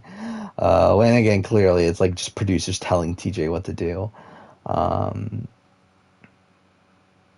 And again, same thing goes with like Julie Chen and like Phil and like all these other people that have like no actual say in production, but like people seem to think that they do. Yeah. I think TJ would be good on production. He seems to care a lot. I don't know, personally. I don't know how good he would be as a producer. To be honest, I don't know much about what TJ actually thinks about the challenge. Like, I haven't seen, like, I know he's done, like, interviews here and there, but, like, I haven't seen much of, his actual opinions on the challenge, as much. And it's also weird to me, like, he doesn't host the reunion shows or anything, too. So, like, I feel like we just, like, get a lot less of him outside of, like, the main show from that. So, like, I don't know, I always just, found TJ kind of weird in that aspect. In terms of, like, how much he actually likes the show itself. Especially because, again, like, early on, you can clearly tell he doesn't give a shit. Like, he's just, like, reading off the results, like, as if he's, like, just, like, reading line. Like, it's not even, like, he's not putting any gravitas into it. I don't know.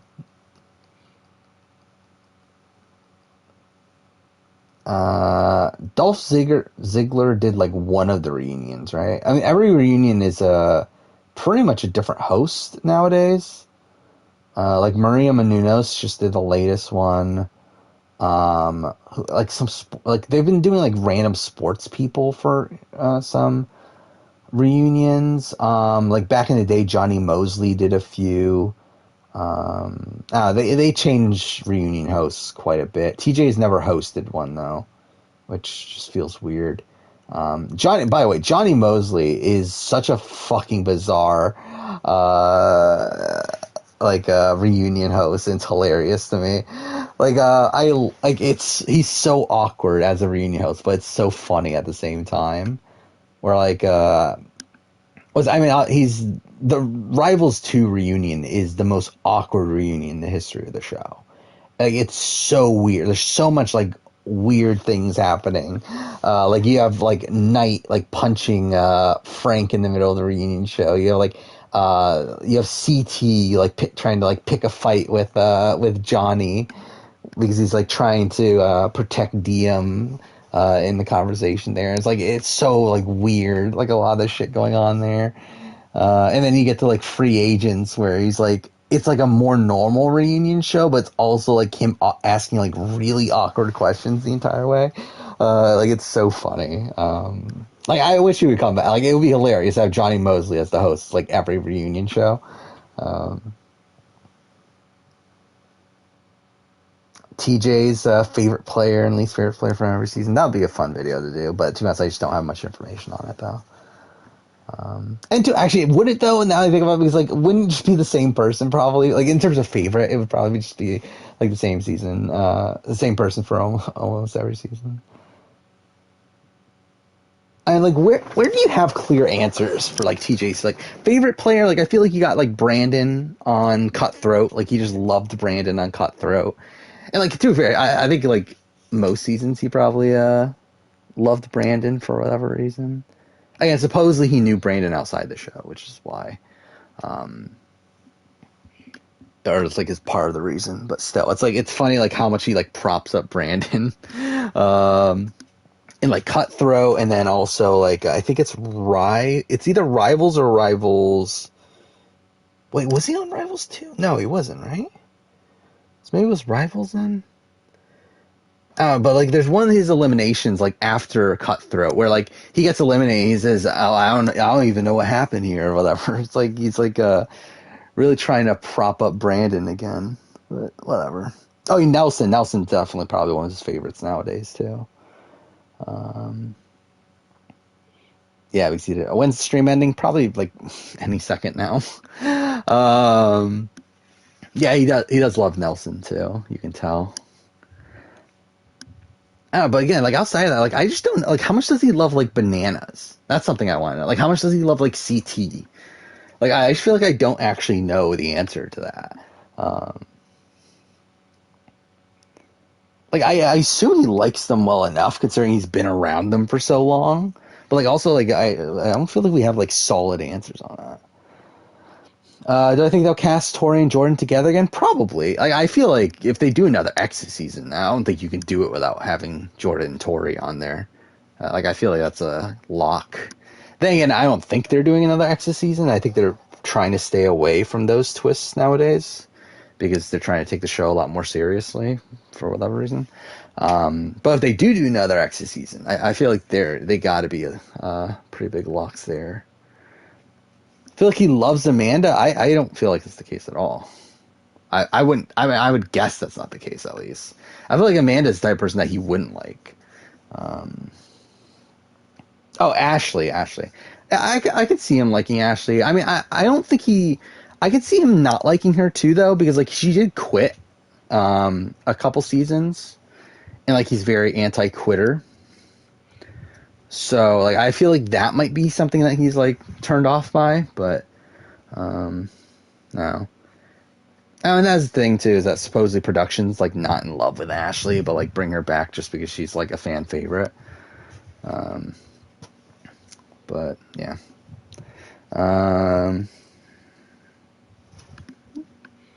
Either way. So yeah, I think we'll probably call it a night here. So yeah, next time stream will probably be on Sunday. We'll be back more Uncharted. We might actually finish Uncharted 2. I didn't plan on doing. I thought this would take 3 streams, but like we got almost halfway through in this one, and yeah, I might just finish it next time. But either way, actually, what are we at? Today's the 20th. Okay, so I mean, never mind. I guess yeah, by the time I finish Uncharted 3, Legacy of Thieves will be out by then. So. Yeah, I mean, I guess, yeah, we'll just continue on with this. We'll do 2, 3, 4, and then Lost Legacy, and then after that, I might just say fuck it and just start playing these games for the other retrospectives for a year. So I might actually go straight into the Ezio collection after that, because I was gonna, like, I'm gonna do an AC3 retrospective in, like, October or something. And it's like, I also want to play the Ezio trilogy before that, so we might just go and play the Ezio trilogy there. And then play AC3, and then Liberation. And then maybe at that point we'll do Life is Strange? I don't know. We'll see. We'll see how long everything takes, but either way. So yeah, I mean, that is it for tonight. We're back on Sunday, and then obviously next week after Amazing Race, which we've barely even talked about Amazing Race on the stream. And to be fair, there wasn't much to talk about. Again, I felt like this was kind of a whatever episode. Like the main thing to talk about was Mike and Mo being eliminated first again, but whatever. Mass Effect 2 retrospective, that is next Wednesday. As right, actually, I forgot about that. Yeah, no matter what, I kind of want to release it on Wednesday because Wednesday's actually the anniversary. Because next Wednesday is the 26th, January 26th, which is the actual 12-year anniversary of Mass Effect 2. So that is the plan, is to release it that day. But either way. And again, yeah, the Saturday will be the what if every player... or every winner was decided by public vote. I think that's what I named the video, something like that. So yeah, stay tuned for those. But yeah, thank you everyone still here, and see you guys next time.